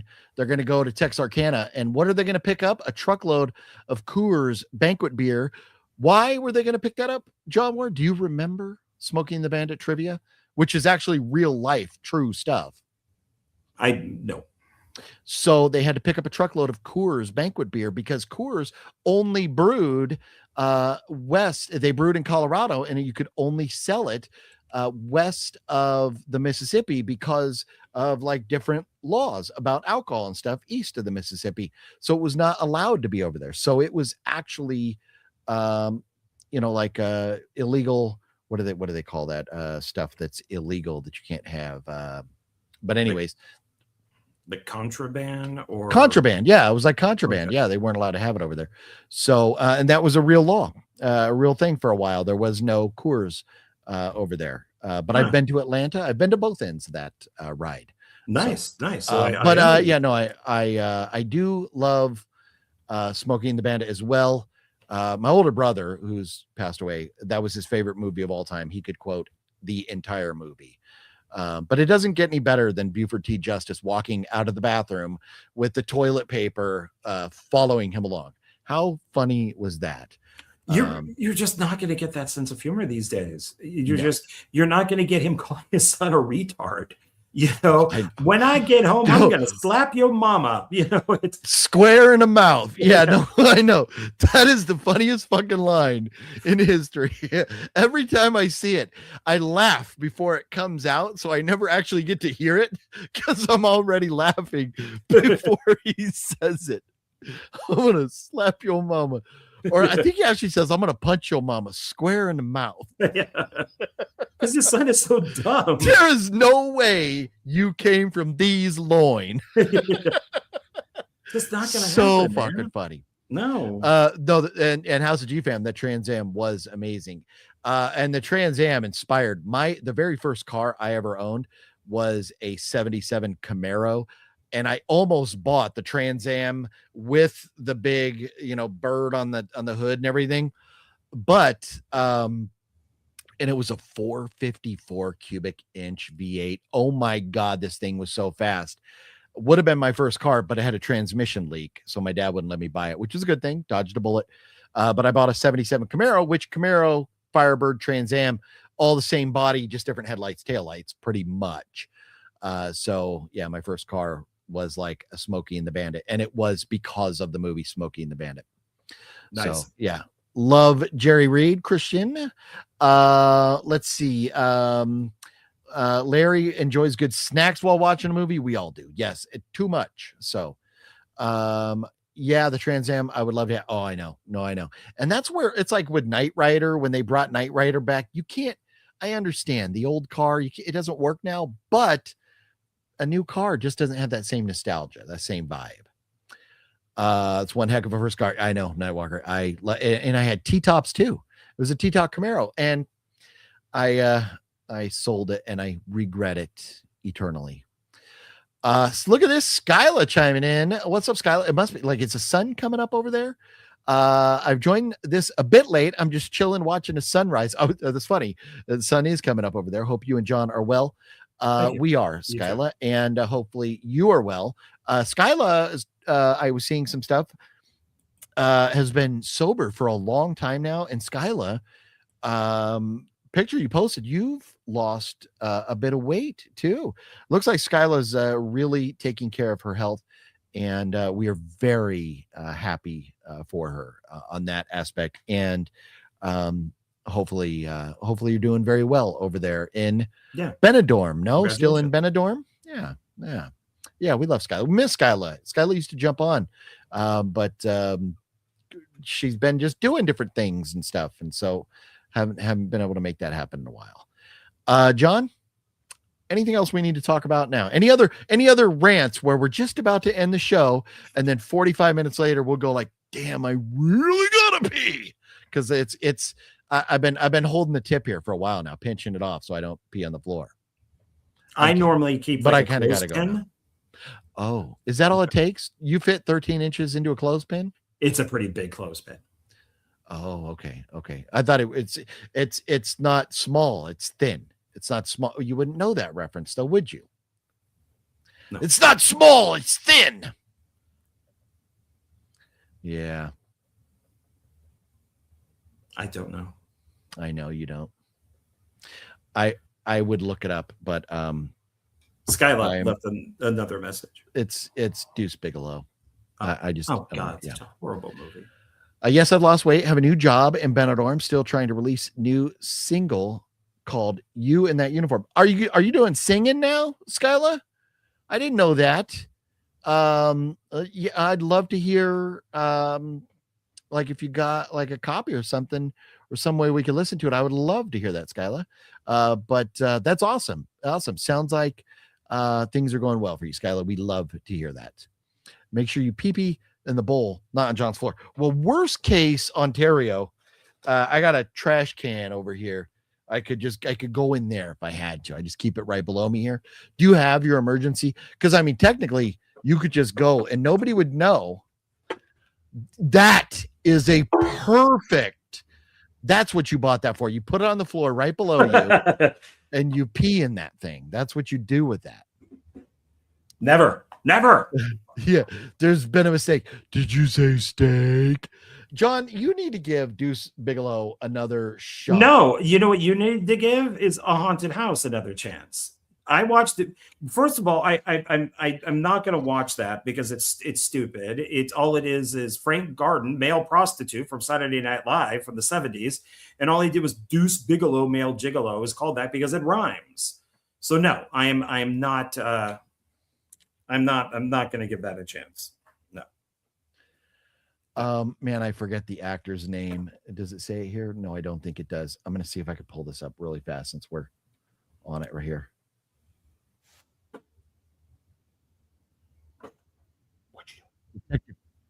Meow. No gigolo. Male prostitute. I'm just taking care of his fish. I bet you are. Okay, we can't get copy. Sex with her. I got to get to the part. I'm sure you do. Can you hear it at all over there? Because the volume on this is low. What do you think of this? You think I can get anything for it? You know, money? I don't know. Yeah, you think I'm a loser, don't you? I don't. This is meant to be comedy. This is meant to be. I'm having to skip ahead. I don't know, man. Seems a little fruity. Okay, I can't. Yeah, no, it's fucking funny. So it's this crazy cop who was he's so obsessed with, because Deuce Bigalow, the male gigolo, he's the resource on sex. He knows everything about it because he's the gigolo. So the cop is like wanting to know does he have a chance with the size of his penis? He's like, it's not small, it's thin. John, this movie's amazing. Give it another chance. So's The Haunted House, and he had me turn it off within 3 minutes. You said we'll put it on. If you don't like it, we'll turn it off. And I didn't tell you to turn it off. You turned it off because I wasn't laughing when you said the funniest part of it had gone by and I didn't have a reaction. when he's running up and down the street holding his dog and screaming like a little girl. That's fucking funny, man. That is hilarious stuff. But I've seen that stuff, that slapstick goofiness with that. And I've seen people talk Wayans about their brothers. penis many times in movies. So why do I need to see What? it with Deuce Bigelow? What movies? That's like, why don't I just John watch Ward? Paul Blart? Nobody who's named Paul Blart. Nobody's What named. is wrong with Paul Blart? It's awful. What are you talking kid. about? I kid. I think I saw the first one. Is that the one with what's in Kevin James? Yeah. James? Yeah, the first one's kind of funny. I never seen the second one. Paul Blart, Mall Cop. Wow, great. He's named Blart, so we can go along with Mall Cop. Great. That's funny. Do you even like movies, John? I like good ones. I don't know. I don't know about that.